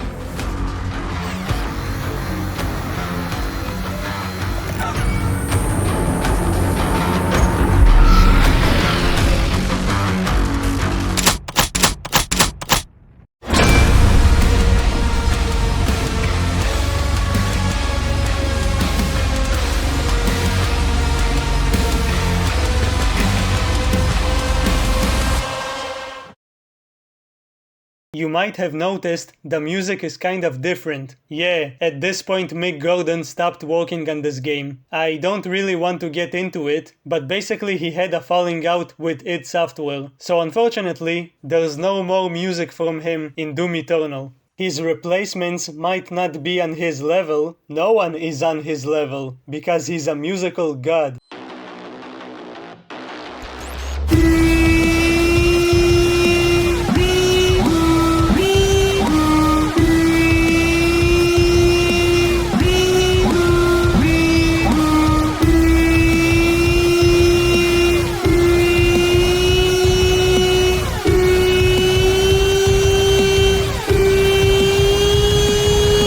But they're probably the best choice to replace him. The first one is David Levy. He composed some of my favorite tracks in this game, and according to his website, he composed for these companies.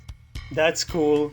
The other one is Andrew Holsholt, who made music for basically every indie boomer shooter that came out in the last decade.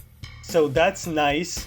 This DLC is considered to be the hardest piece of content in the game. Well, maybe besides the master levels. Some of them are really brutal.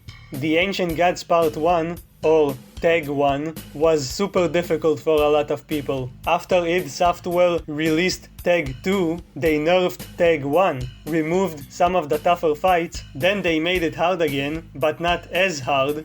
Whatever. It's still challenging and fun. You know what fun is, right?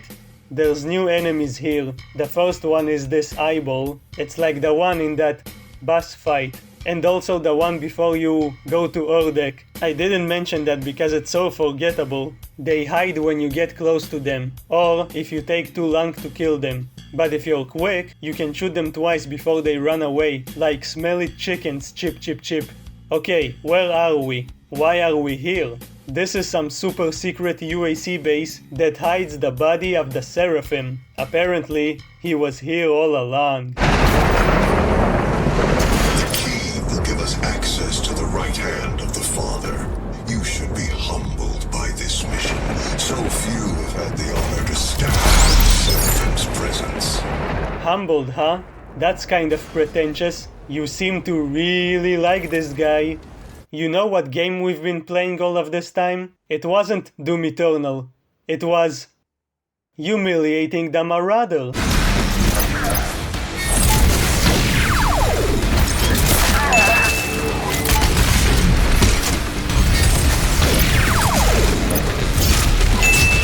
The DLC has 2 Slayer gates. One is in the first level. It's pretty tough, but not a big deal. In the base game, if you complete all of the Slayer gates, you get the Unmaker, right? But in the DLC, you already have it. So what's the point of doing them here? Well, whenever you finish one of them, you get an additional passive upgrade. There's 3 you can choose from. One doubles the damage of your blood punch. One gives you the opportunity to get your extra life back by killing the demon that killed you. It's like how you get your souls back in Bloodborne. And another one creates an explosion every time you destroy an enemy weak point. That's what I always choose. We find the key to the Seraphim's chamber. Jump on this, whatever this is, it takes us deep underwater. We get this super duper epic shot. Meet the Doom Shark, the only creature we can't defeat. Meaning that sharks are the strongest creatures in existence. Just before we get to the chamber, we have to fight 2 marauders? Okay, that's an improvement. I'm still gonna humiliate them.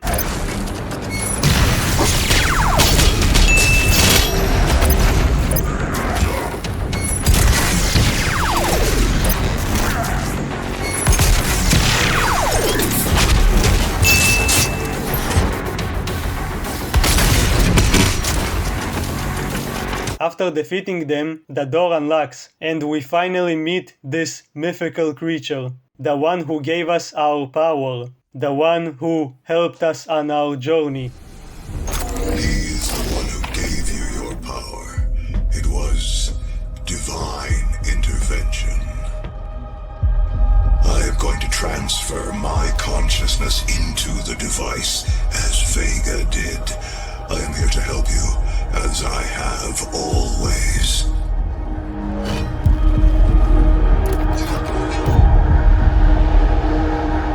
And now, they will fear you. Sam transports into the Seraphim's body, and we get this epic, yet predictable revelation. Sam was the Seraphim all along. That's why he knew so much about what's going on. Now that he's back in his original body, he has access to some new information.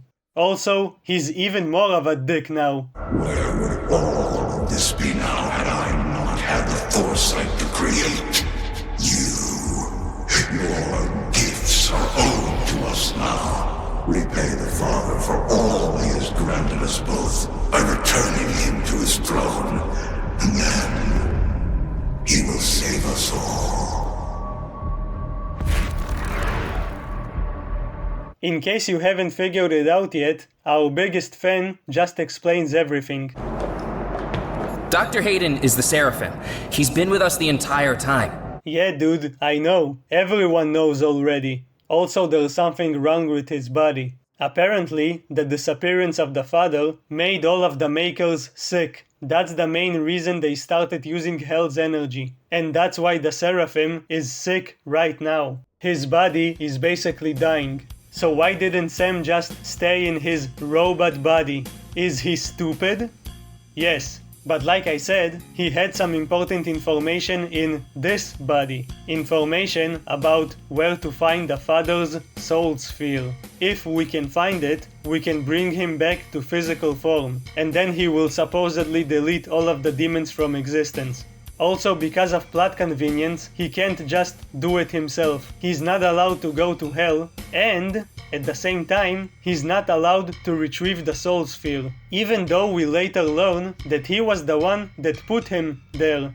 So, that doesn't make sense. Anyway, we need to go to the blood swamps. Yeah, that edgy place where they throw all of the souls of beta males and beta females.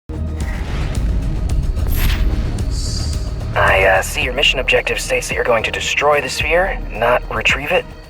That is not, sir, what Dr. Hayden, the Seraphim, has requested of us. You. Don't worry about it, kid. Don't you trust me? I know what I'm doing. Maybe. There's a really giant tentacle here, but you can just skip it with the meat hook. Just whoosh. Also,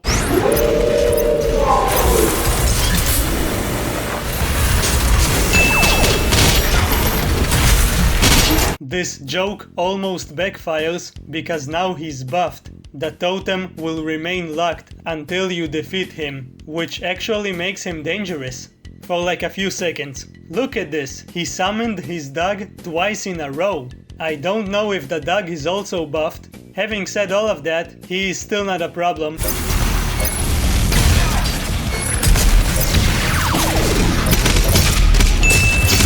You know what else is dangerous? Spirits, especially when they possess tough enemies. Remember the summoners from the last game? Those flying wannabe archviles? Their rage towards Doomguy is so fierce, it made them return as spirits. They can possess any enemy and basically give them the same effect as a buff totem. Plus, they can't be stunned and have resistance to the plasma rifle, which is ironic since you have to use its microwave mod to banish them, Ghostbusters style.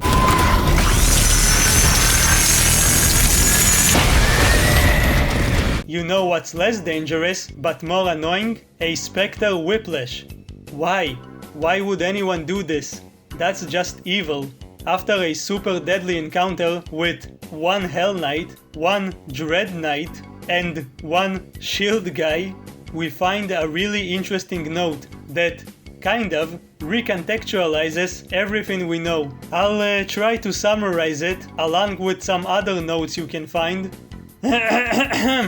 Basically, the first creature the father created was the devil. He was called Devaf. Devaf. I'm just gonna call him the devil, because it's easier for me to pronounce. Anyway, Mr. Satan here ruled over a place called Jakad, the first domain to ever exist.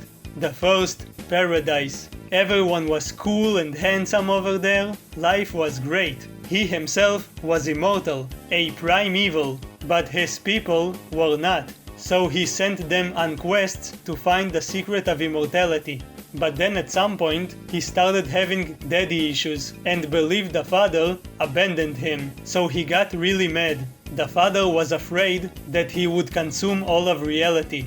So he sealed Jakad away from the universe. It's like a father locking his son in his room. So Devil Boy got even angrier. In fact, he became so angry, his rage literally consumed his people and turned them into demons. Yup, demons were created because of daddy issues. Also, Jakad was rebranded as Hell. The father was like, well, this child is really misbehaving, I'm gonna go spank some sense into him. So he came to Hell and literally tore his soul from his body. But he did not kill him, because he still liked him or something. So, Vega defeated the devil? That is so metal. This little cute AI was actually God, and he tore out Satan's soul. Then something happened which I don't fully understand. For some reason, God told Sam the Seraphim, who at the time was God's most trusted servant, to remove his own soul sphere. Then he told Sam to put him inside of an AI and infiltrate the UAC, so they could help humanity fight the demons, because they knew that Devilman would seek revenge, and even though he's just a soul now, he can still influence people's thinking and manipulate them. Something like that. So basically the father preferred to do all of that shit instead of just eliminating Satan completely. That's such a hassle. Everything that happened in these games could have been avoided if he would have just killed him. Oh, and Mr. Satan might have been the one talking with Olivia back in Doom 2016. Okay, that was fucking long. Let's get back to the game. In order to reach the father's life sphere, we need to pass 2 trials. There's 2 paths you need to complete. One leads you to that buffed marauder, then a really fun arena with most of the strongest demons, where you eventually get chased by a possessed baron. That's spooky. It's almost like being chased by Pyramid Head or Nemesis.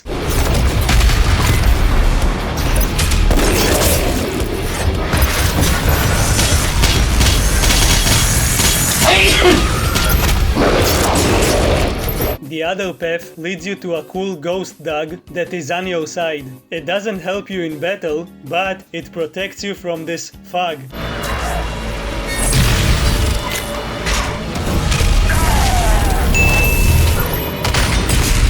Then you fight two Archies and a Doom Hunter. Yikes! At the end of each one, you collect these giant half circles. After you get the second one, you're teleported to this large arena, where you fight a big floating cube with an eye inside of it. Is this a reference to Hellraiser? Why does this game really loves eyes that shoot you? After a few waves of shooting eyeballs, you push this box into the center of the arena and you win. Let's just say that this isn't the greatest boss fight ever. What is great is the cutscene that follows it.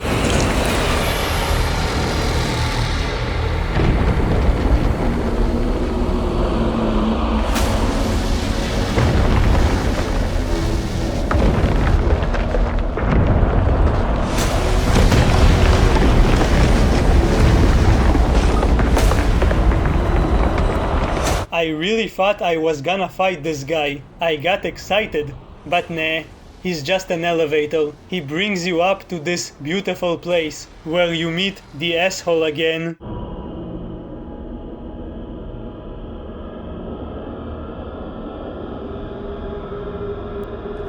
Hurry!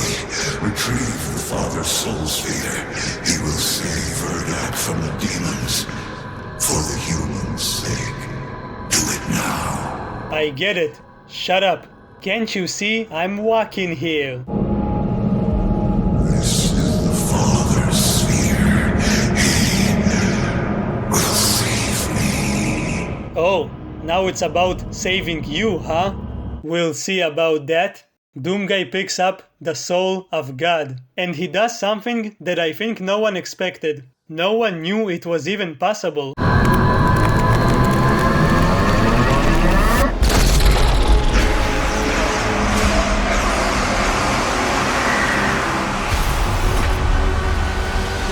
He broke the soul of God. You can't get any more metal than this. For a moment, I thought Doomguy was turning evil. But no, he actually has a plan.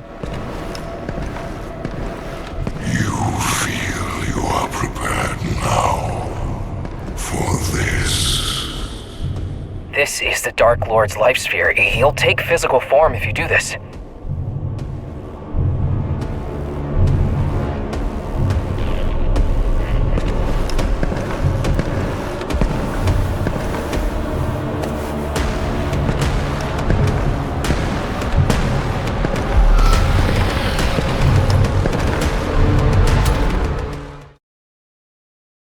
Hey dude, check this out. My God. Everyone, evacuate now! Well, assuming you want to use that orb to go to Urdak, right? Yes, man, exactly. You're the only one who gets me. Listen, whatever we do, I'm in. You want to wake the devil not so you can help the demons, it's so you can kill their leader once he's taken physical form, and that'll destroy all of them, for good, right?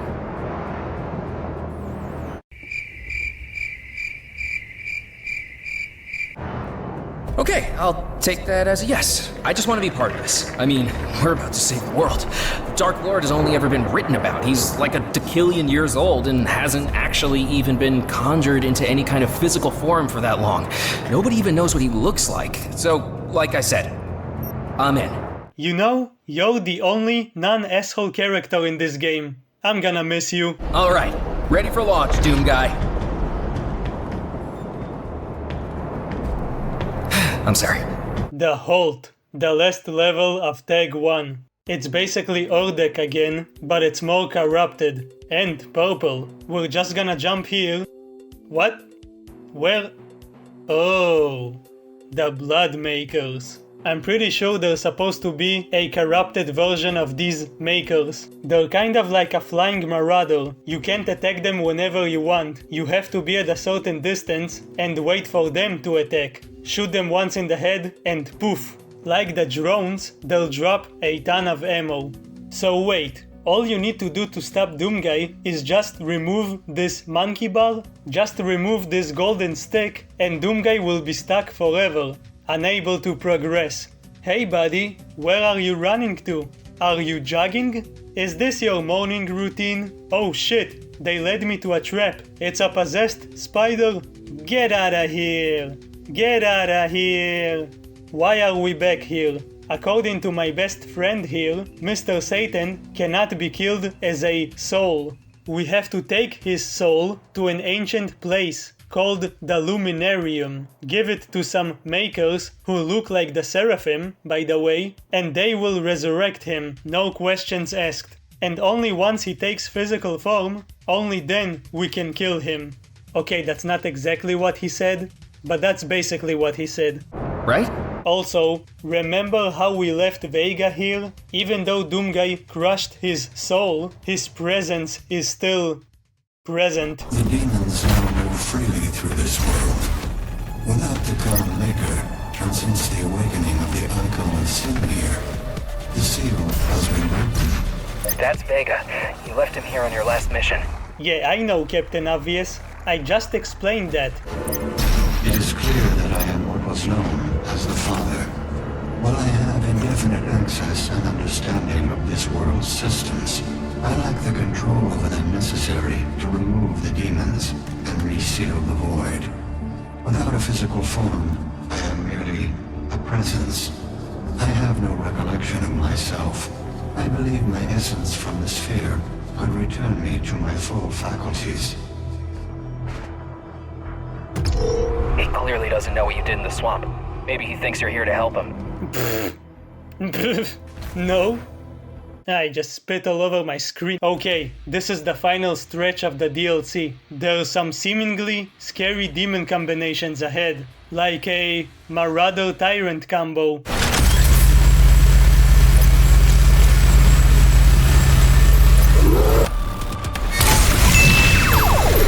The final Slayer gate is here, and it's probably the most difficult one, or at least the most intimidating. I remember playing when it first came out. It was super intense in the beginning, then they made it easier, then they made it harder again. There's tons of enemies, including 2 Archviles, 2 Doom Hunters, and a possessed Marauder. Oof, yikes.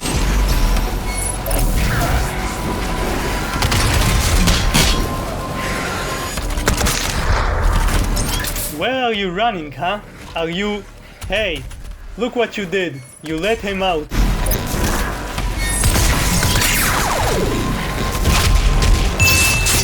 A possessed tyrant, along with a regular tyrant, which, when killed, is replaced with a Doom Hunter, who is then replaced with a Bloodmaker. That's kind of inconvenient.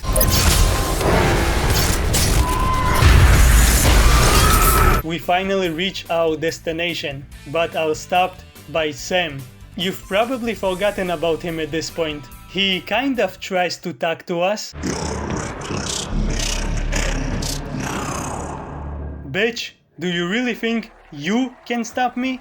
You know what I'm capable of. His mutation takes over him, and he becomes, well, basically a Lovecraftian demon. This is the hardest boss fight in the game, but it's not because of Sam himself. He's easy, you just shoot at him quickly before he teleports. No, it's because it has 5 phases. The first one is just him. In the second one, he summons 2 possessed demons against you. I don't know how he can control them like that, but that's kind of spooky. Fighting 2 really quick enemies who can't be staggered is intense. When you kill them, you can then punch the shit out of him, but he survives. This is for telling me not to shoot a hole into the surface of Mars. The next phase is basically filler. He summons a bunch of geckos and eventually a laser wall. In the 4th phase, the arena shifts again. You need to shoot him while he summons Bloodmakers. And again with the eyeballs? Why do you need so many eyeballs? Do you need glasses or something? After that, you get to the final and most brutal part of the fight. You know how like a minute ago I said fighting two really quick enemies who can't be staggered is intense. He does it again, but with way tougher and faster demons, while a Bloodmaker and 50 eyeballs are floating nearby. This is where Ultra Nightmare runs come to an end, but eventually, with enough hard work, with just one life remaining, we survive, we persevere, we kill the demons, we banish the spirits of the damned, and make Sam fall on his pathetic, pretentious ass. He was my servant. On my command, he removed me from this place. Welcome. I'm Dr. Samuel Hayden. I'm the head of this facility. I'm Dr. Samuel Hayden. I'm willing to take full responsibility for the horrible events of the last 24 hours, but you must understand. I can't kill you, but I won't have you standing in our way. I'm sorry for the jolt. It is not required that you end his life. Your mission here is now your own. Until we see each other again. It was nice knowing you, Samuel. We get to one of the most ancient places in existence. We're about to revive the Dark Lord. You know, I expected the devil to look like a devil. Satan, El Diablo, a giant beast with horns, who plays metal and sings about how cool he is. Okay, maybe not that. The point is, I expected the main antagonist of the entire Doom franchise, the boss of all demonkind, to look like a demon. It's something that I've been thinking about since I was literally a child, since I played Doom 2 at like 4 years old, which may not be the most healthy thing to do for a little kid, but I'm glad it happened. These games mean a lot to me. So when I realized I was about to meet the big bad of the franchise, after all of this time, I got goosebumps. Finally, I thought, I'm finally gonna fight a super big demon monster. Maybe not as big as the Icon of Sin, but something intimidating. What we got instead is something completely different. But it's something very interesting.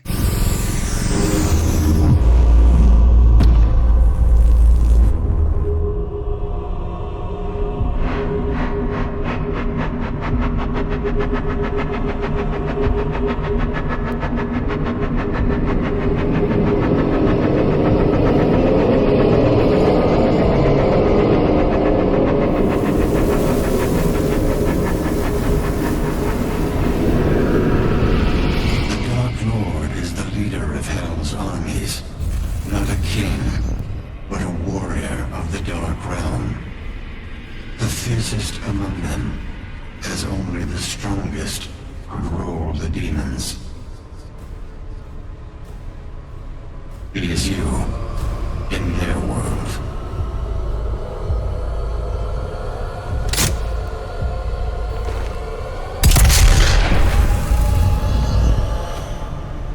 No blood can be spilled in this holy place. Oh.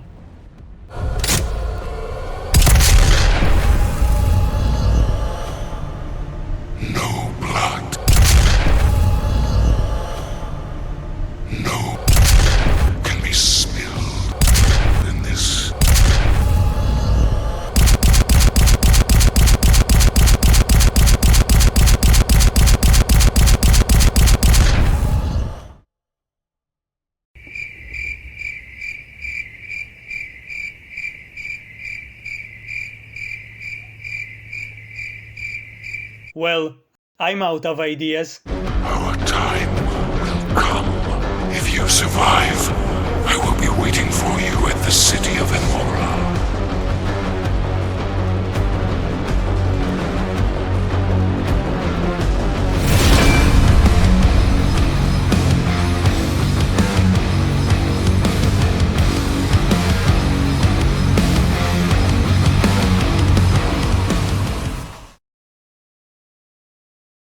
The Ancient Gods Part 2 was responsible for a lot of drama when it came out, mainly because of the difficulty, or lack thereof, and also the final boss fight.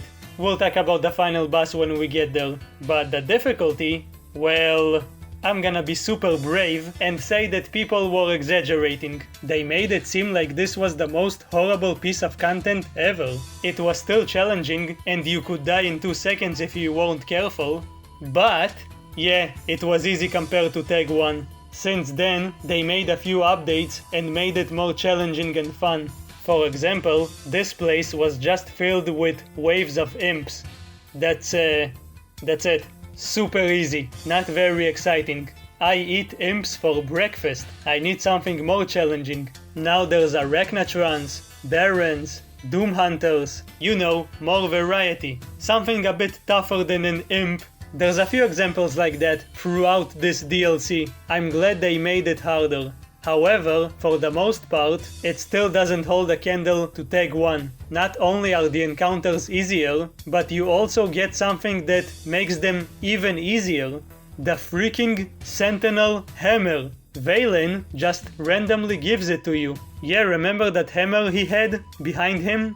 Wait a minute. Wait a goddamn minute. He looks like a spirit, like King Novik did, but he's not dead. He literally gives us the hammer. He will also show up later, so we know he's alive. Does that mean Novik is alive? I always assumed he was dead, and it's just his ghost. You fucking asshole. Were you just sitting somewhere this whole time and watching your people succumb to corruption and madness? Anyway, the hammer. The fights in Tag 1 were harder because of the types of enemies you faced and the cramped spaces you were fighting in. Also, you didn't have the crucible because we left it inside the Icon of Sin. But here, the arenas are much larger with lots of space to maneuver. The enemies are easier to deal with, and you have something that replaces the crucible, and it's way more effective. Okay, the hammer doesn't one-shot enemies, but okay, are you ready for this? It does decent damage, stuns anyone nearby, makes the enemies drop ammo, making the chainsaw kind of obsolete. If you use it after you freeze or burn enemies, they will drop health or armor. Heck, freeze and burn them to get both. And you don't need to hope that you'll find ammo for the hammer, like with the crucible. No, you can quickly and easily recharge it by performing 2 glory kills or breaking 2 weak points, or one of each, which is normally an easy thing to do. But it becomes stupidly easy when you remember the enemies are stunned, meaning you can just shoot their weak points or damage them enough for a glory kill, without any resistance whatsoever. It's almost literally just mindless fun. Basically, it breaks the game the second you get used to it. You just press the button and boom, recharge, press the button, boom, and you can just keep going until everyone's dead. This weapon was the most controversial thing in this game, even more than the Marauder. Speaking of which, it shreds the Marauder, shreds him, making the humiliation even more humiliating.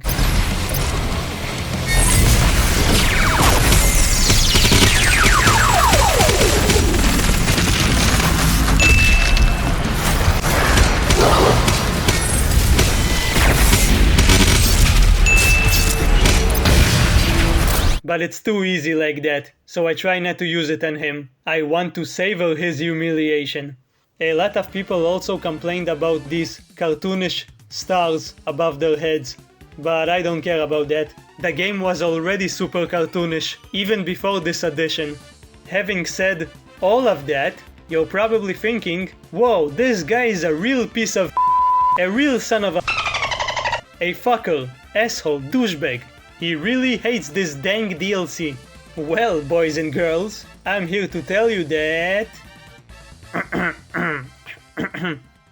No, I actually really like it, even when it first came out. While I would definitely prefer something more challenging, especially when we're talking about, as of now, the last official chronological part of the franchise, I still enjoy it. I replay it when I want something more relaxing and casual, and not something intense as the previous DLC. The hammer does break the game when you know how to use it, but it's still very fun to use it, and we play video games to have fun, right?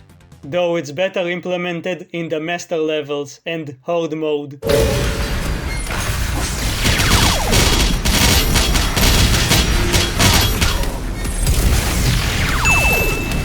And in general, the hammer brings you closer to the power fantasy we had in Doom 2016. Yes, it's a bit jarring to just get the power fantasy instead of earning it after all of this time, which is what we've been doing throughout the whole game, but whatever, they wanted us to just have fun towards the end. But like I said, this DLC can still kick your ass if you're not careful. It's not actually easy. If you're not good at Doom Eternal, you're not gonna be good at this DLC. It's just easy compared to Tag 1. Basically, some people in the community were acting like entitled babies when it came out. Yeah, I said it. Please don't hit me. The DLC was a bit disappointing here and there, yeah, but it's still very good. There was no reason to lash out at the developers, especially since they were all working from home and did not have much time to implement everything the way they wanted to. Tag 2 came out at the beginning of 2021, and there was this little pesky international incident, that lovely pandemic. Okay, let's summarize the plot and finish this. I am going to yap a lot about the story now, so if you do not care about that, what are you even doing here? Just get out. Get out of here. No, wait. Please come back. So Mr. Satan looks like Doomguy. Why? There isn't really an answer to that, but let's try to figure this out. Apparently, Devilman had plans for Doomguy, maybe since before he was even born. You know that symbol we kept seeing over and over again? It was the Devil's sigil all along. The mark of the beast. Why would Doomguy have it on his helmet? Well, first of all, we know that his armor was made in hell, so it makes sense that it would have this symbol. But also, are you ready for this? El Diablo here is actually God. Yes, he's the original creator. The Father is just the leader of the Makers. He's not actually God. He's an imposter. The Makers basically lied about everything. They went to the history books and made a few edits. They rewrote them. They made everyone believe the Father was the creator of the universe, and they were his angels. But in reality, the Vaf was the first being to ever exist. He created everything. Not only that, he created the Makers specifically to help him find the secret to immortal life. He wanted to save his people from death. He genuinely cared about them. The Makers eventually did find the secret, but got paranoid. They thought he would use it to destroy reality itself. So they did the responsible thing and sealed him away in his domain. They probably didn't think it would backfire. This betrayal enraged him so much, it turned him into the devil, and his people turned to demons. So all of this still happened because of daddy issues, only he's the daddy in question. Imagine your children locking you in your bedroom. That's humiliating. We also learned that his once peaceful domain turned into heck, and it somehow connected to everything, literally everything, to all of the universes, to all timelines, meaning the demons we fight in Doom 1, 2, 64, and even Doom 3, they all came from the same place. There are multiple timelines, but only one heck. His desire for vengeance is the thing that made him want to destroy everything he created. So if the Makers didn't betray him, everything would be fine. They're dumb. They're dummies. The Father still came to hell and ripped his daddy's soul from his body. It's implied the Father later turned into Vega to avoid being influenced by him. Since Satan Man didn't have a physical form anymore, he could not take revenge on the ones who betrayed him, at least not directly. However, he could still whisper and control others, to a degree. So he forged a super secret plan. He wanted to use someone in his image, to take revenge for him. He wanted to use Doomguy. It's possible he guided his actions in the old games and maybe even guided his parents to fuck each other and give birth to him. But what we definitely know is this. He made the Khan Maker paranoid that someone would betray her, that someone would kill her. He was like, "Oh no, someone's gonna betray you, lady. Being betrayed is awkward. Trust me, I know." So she built this machine, and inside of it, she put a piece of the Dark Nerd himself. Apparently the father took part of his DNA before destroying his body. He didn't want to destroy him completely, because of some weird sentimentality. So locking him away forever, and then leaving him without a body is fine, but killing him completely? No, that's too much. The angelic bitch wanted to use the machine on the Sentinels, because somehow that would reveal if one of them is the traitor. It's kind of like a deadly lie detector. Eventually, when Doomguy arrived in this place, Diablo started whispering to Sam, "Hey dude, the Khan Maker is a bitch, and she will destroy everything. So put this random guy inside the machine, and he will stop her." So that's exactly what happened. Doomguy got inside the machine, became even cooler, and eventually killed the Khan Maker after finding out she was messing around with the demons. So everything happened exactly according to Mr. Satan's plan, all according to Keikaku. Maybe everything that we'll see in the Dark Ages was also planned by him. But what does that machine actually did to him? Remember the horny scientist? She said Doomguy had something unknown in his blood. It was the devil's DNA. When Doomguy got inside, he got part of the devil's essence. That's the source of his power. That's why he's so strong. And maybe that's why they look the same. Or at least that's why his hair color changed. He was blonde at first. Or maybe it was ginger? He was already immensely powerful. But he was still a human. A mortal. A fucker. The Khan Maker even said that he was once a mortal, confirming that he basically became a demigod, or even something greater.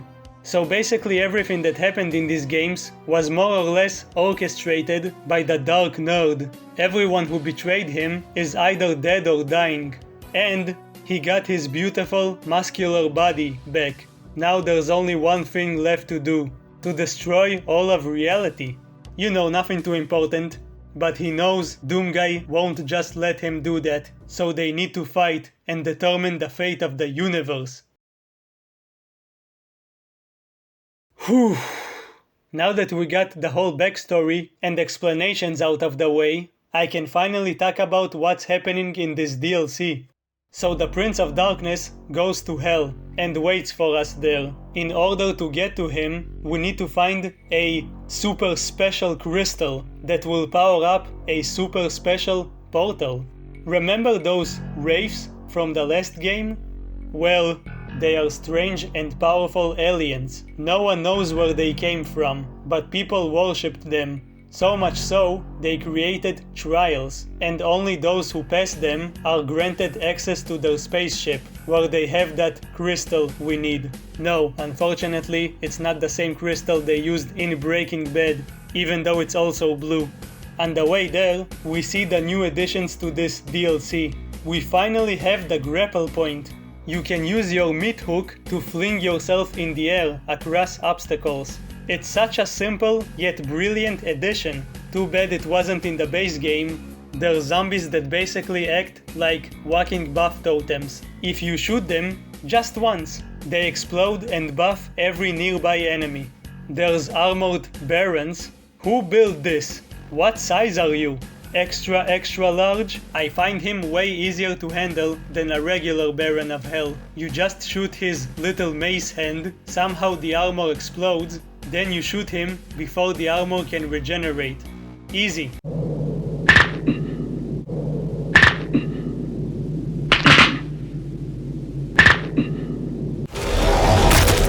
The next new enemy is the Stone Imp. They like to cosplay as Sonic and roll around. You need to use the full auto mod to defeat them.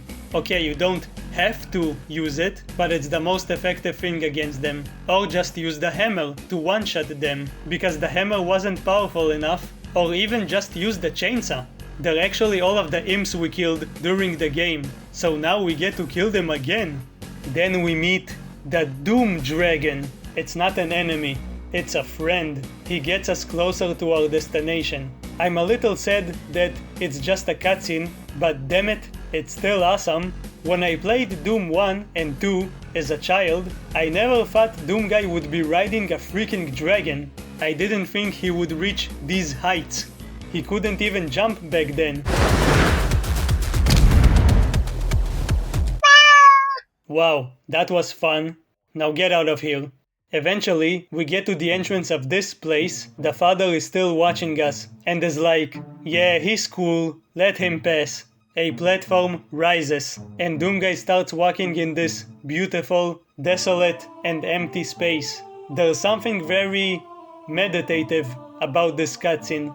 Doomguy is just walking for like 2 minutes, but it's relaxing. We don't really get a lot of backstory or context to what's happened here, which is a shame. I would have liked to see more of this place, maybe in an upcoming prequel?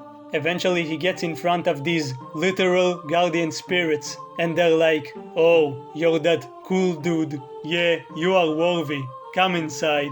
Thankfully this eye doesn't shoot us. I've had it with those eyes. We enter what seems like a massive spaceship with tons of sleeping wraiths. Don't wanna wake them up. We find a crystal and it's being watched by seraphim spirits. They're not even guarding it, they're just looking at it. Don't you have anything better to do? It's not that interesting. Anyway, we take it and teleport to the next level, which is Earth. It's the last time Doomguy will visit his stinky home planet. You could tell the developers didn't have much time to work on it. They didn't animate Doomguy walking through the portal. The secrets are also lame, they're not even secrets. Most of the time they're literally just in plain sight, but whatever. They did the best they could. It's still a great DLC. This is where we get introduced to this lovely fellow, the Cursed Prowler. He's a real son of a bitch. I kill him immediately. Why? He can curse you. And I'm not talking about him yelling at you on Xbox Live. I mean he literally puts a curse on you. You can't dash, and the only way to get rid of it is to get rid of him. And the only way to do that is to use the blood punch. But at least you get a blood punch when he hits you, if you don't have one already. This used to be much more unforgiving. He didn't make any noise when he spawned, so you didn't know that he was around, and if you didn't already have a blood punch, well, you were fucked.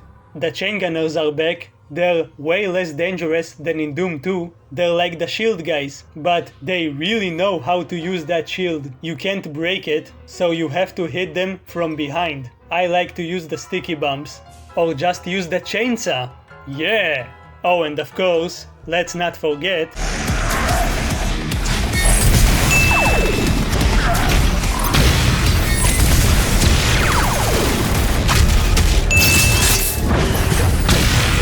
Look at that! They're bullying the Mancubus. Why are you just taking it? Here, I'll help you out. Oh, you're still stuck. Yeah, okay, I'll just kill you. There. Oh shit!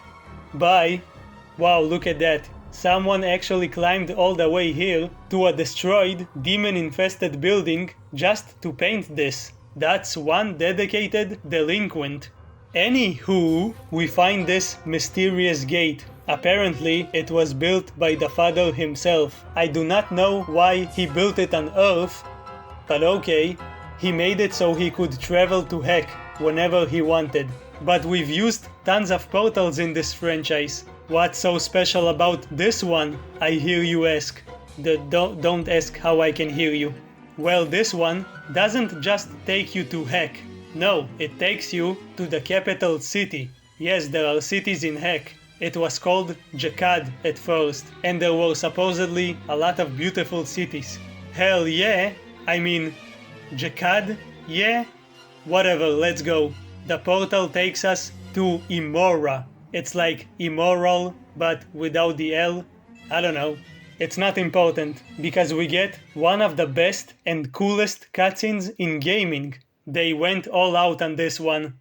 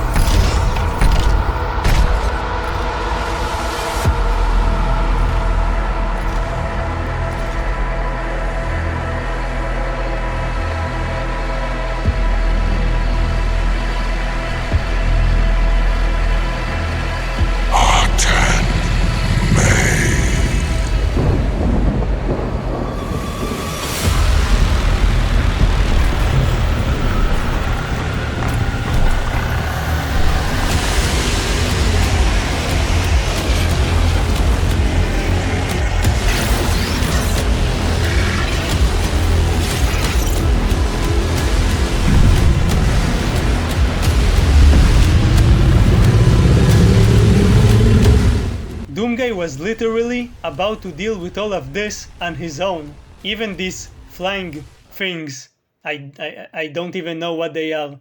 We know he can handle all of this. But then, multiple portals open up, and from one of them comes out the one and only Valen the Betrayer.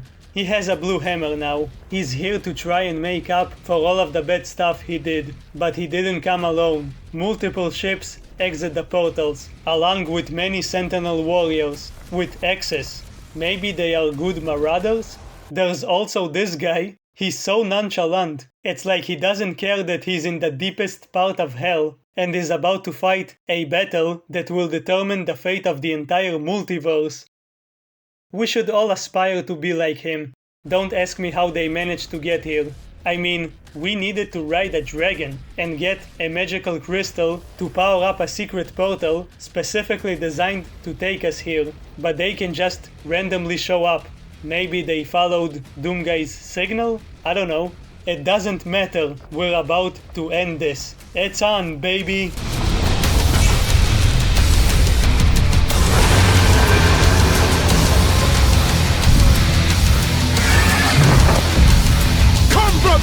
Let us tremble before our might!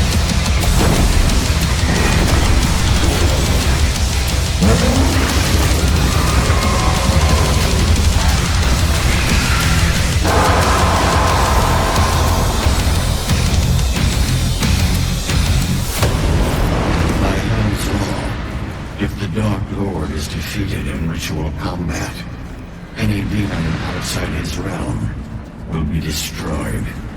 Yeah, thanks, Vega. Look at this. Look at this. Look. Look. Look at those little guys charging in. This is too awesome. Even the Doom Dragon is here. Okay, the final stretch. This level is pretty short. It's pretty much a sprint to reach the Dark Lord. It's filled with cool moments like this.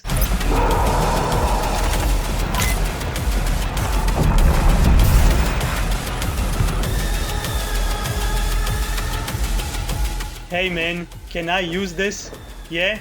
Thanks, you're very kind. I'm gonna use myself as a big, muscular bullet. I'm already used to it. It's also where we face off against the last couple of marauders. Two at the same time. It's the toughest encounter with them. Well, outside of Horde mode and Master levels, there's a few of those zombies that can buff enemies. So if you accidentally hit them, you'll be stuck with two buffed marauders, and that would be kind of inconvenient. It's best to split them up. This is the last canonical humiliation.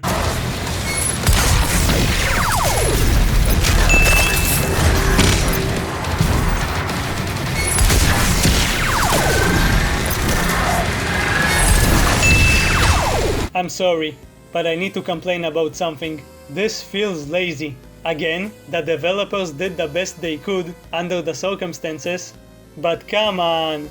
This has to be the lamest enemy in the franchise. They're Call of Duty soldiers who just run and shoot at you. They barely do any damage, they don't do anything special, they barely have any health, and they barely have any animations. That's probably why you can't chainsaw or glory kill them. They are so lame, they're listed as ambient. At least it's a bit better than it was on release. They used to die from just one hit. They're supposed to be Hell's elite soldiers, yet they don't add anything special to the combat, and they are one of the weakest enemy types. I'm pretty sure a zombie is stronger than them. Now that's pathetic. Okay, back to loving this game. After we massacre everyone, a spaceship shows up to take us to the final battle. Couldn't we just do it from the start? Anyway, we get on, we go up this tower, it's like the White House, but in hell. The Red House? Anyway, Doomguy decides that he wants to be a majestic bird of death.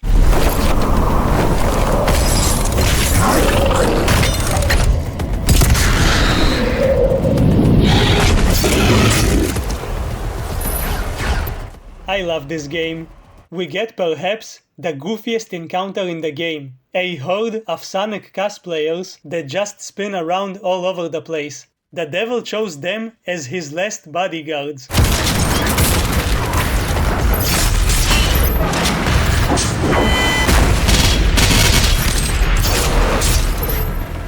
You're approaching the Dark Lord Sanctum.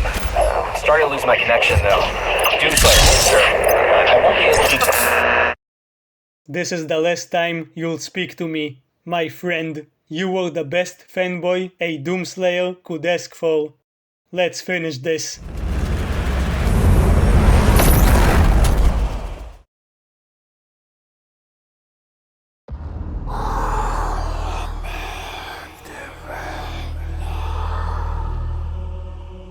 You bring violence and war to thwart the Dark Realm. But conflict was born in hell. It is inevitable. A fire that fuels creation and gives purpose where there is none.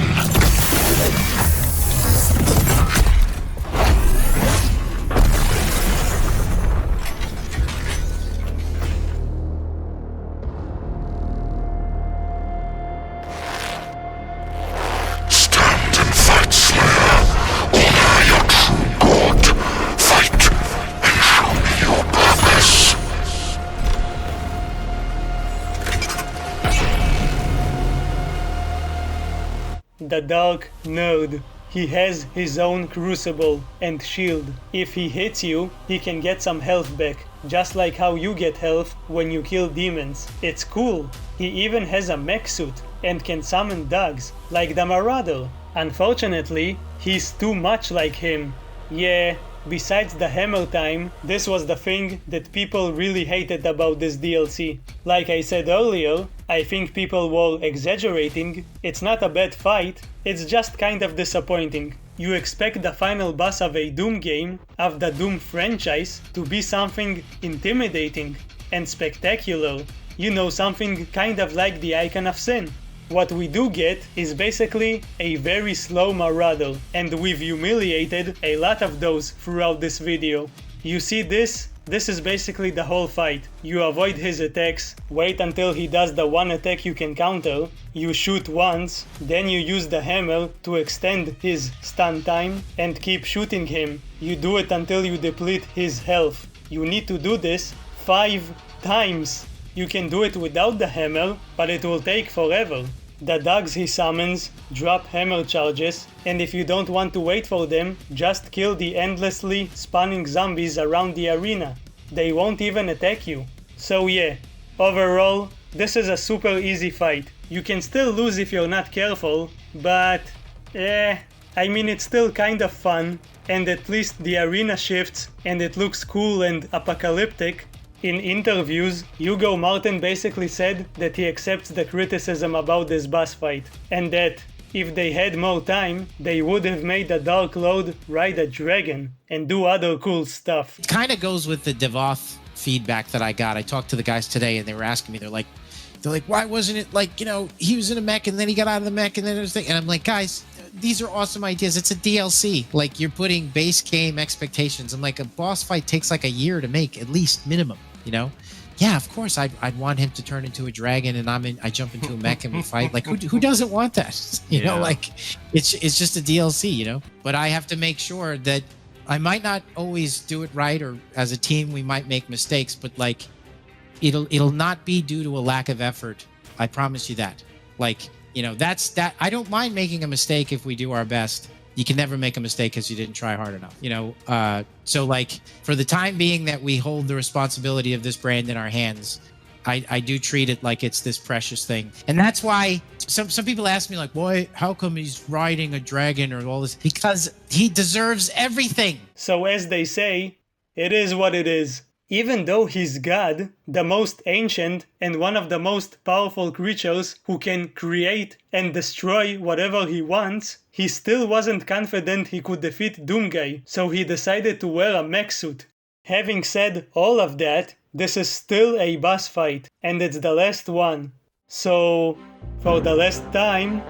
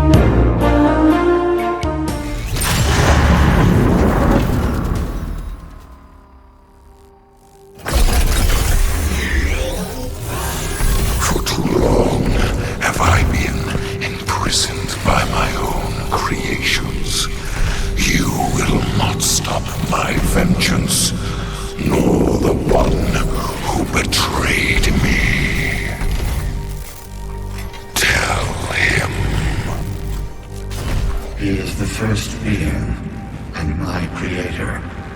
When he fell, I ascended. Don't care, still don't care. As all things were made by my hand, so shall they be unmade, starting with you. I don't care.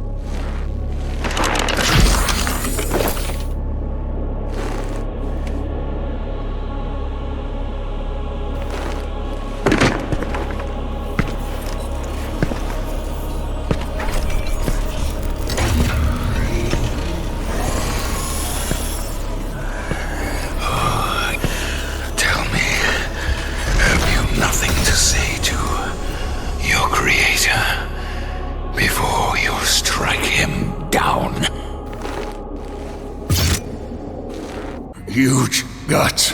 Must kill them all. No.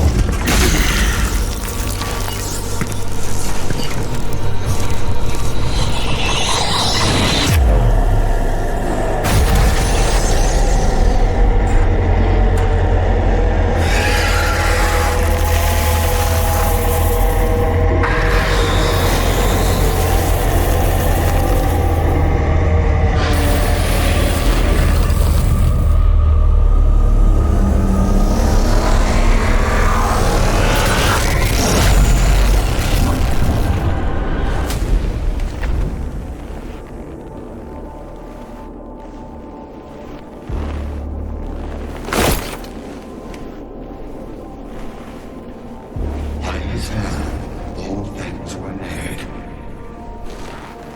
Even you.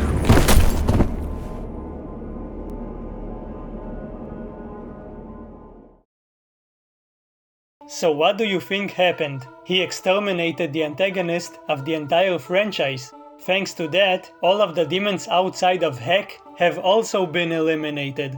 Because that's how it works, I guess.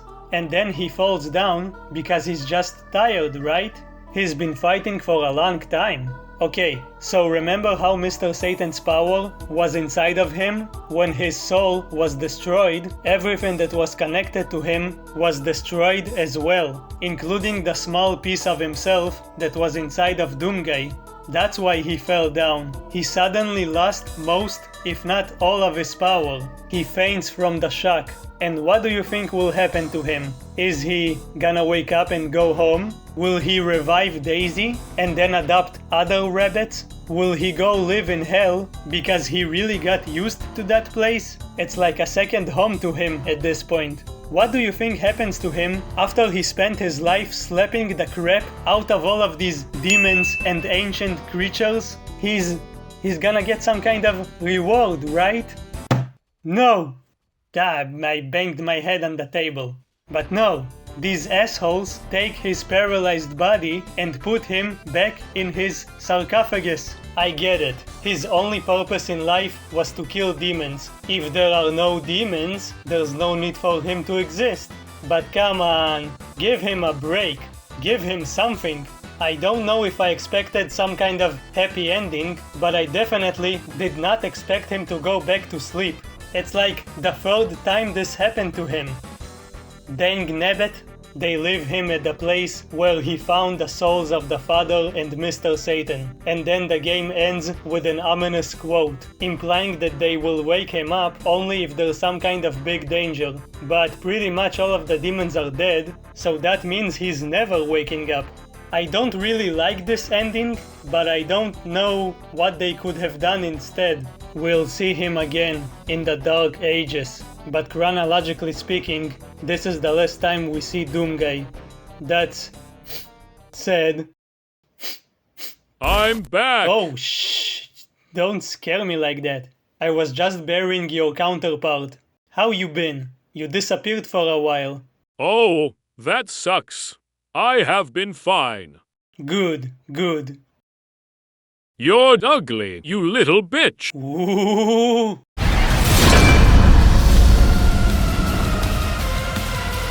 Doom Eternal is one of my favorite games ever made. It's also an important game. It served as an evolution for the genre and an inspiration to countless developers, mostly for indie games. And also, it's fun as heck. The story gets more and more wacky the more it goes on. Vega and maybe Sam are still out there. Maybe we'll get to fight him someday. Vega is probably the second strongest character in these games, after Doomguy. The devil is actually God, and he's a tragic figure that just wanted the best for his people, but then he wanted to destroy reality. So...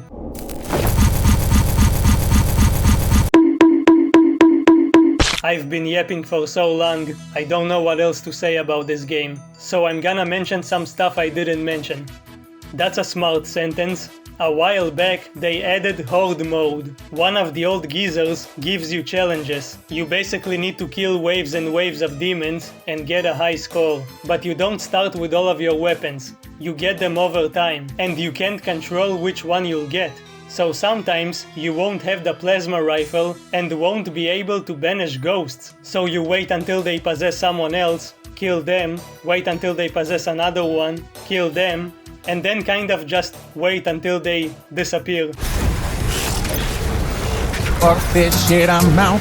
There's one big change here to the gameplay. The hammer requires 4 charges instead of 2, making it much more balanced. It gets progressively more and more difficult until you're stuck fighting 2 buffed marauders at the same time.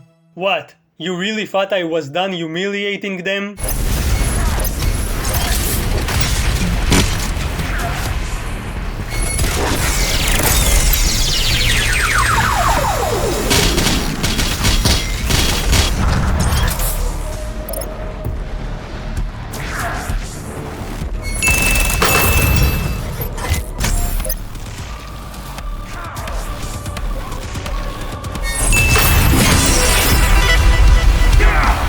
What does it take to kill you? There's also the master levels, which you get for free. They're great. The one from the DLC is my favorite. Okay, I'm tired. Thanks for watching up until now. Do all of the YouTube stuff. You know what to do. I trust you. Now, it's finally time for the Dark Ages. I can't wait to fight that Cthulhu monster. I need to take revenge after what they did to me in Call of Cthulhu Dark Corners of the Earth. Get up!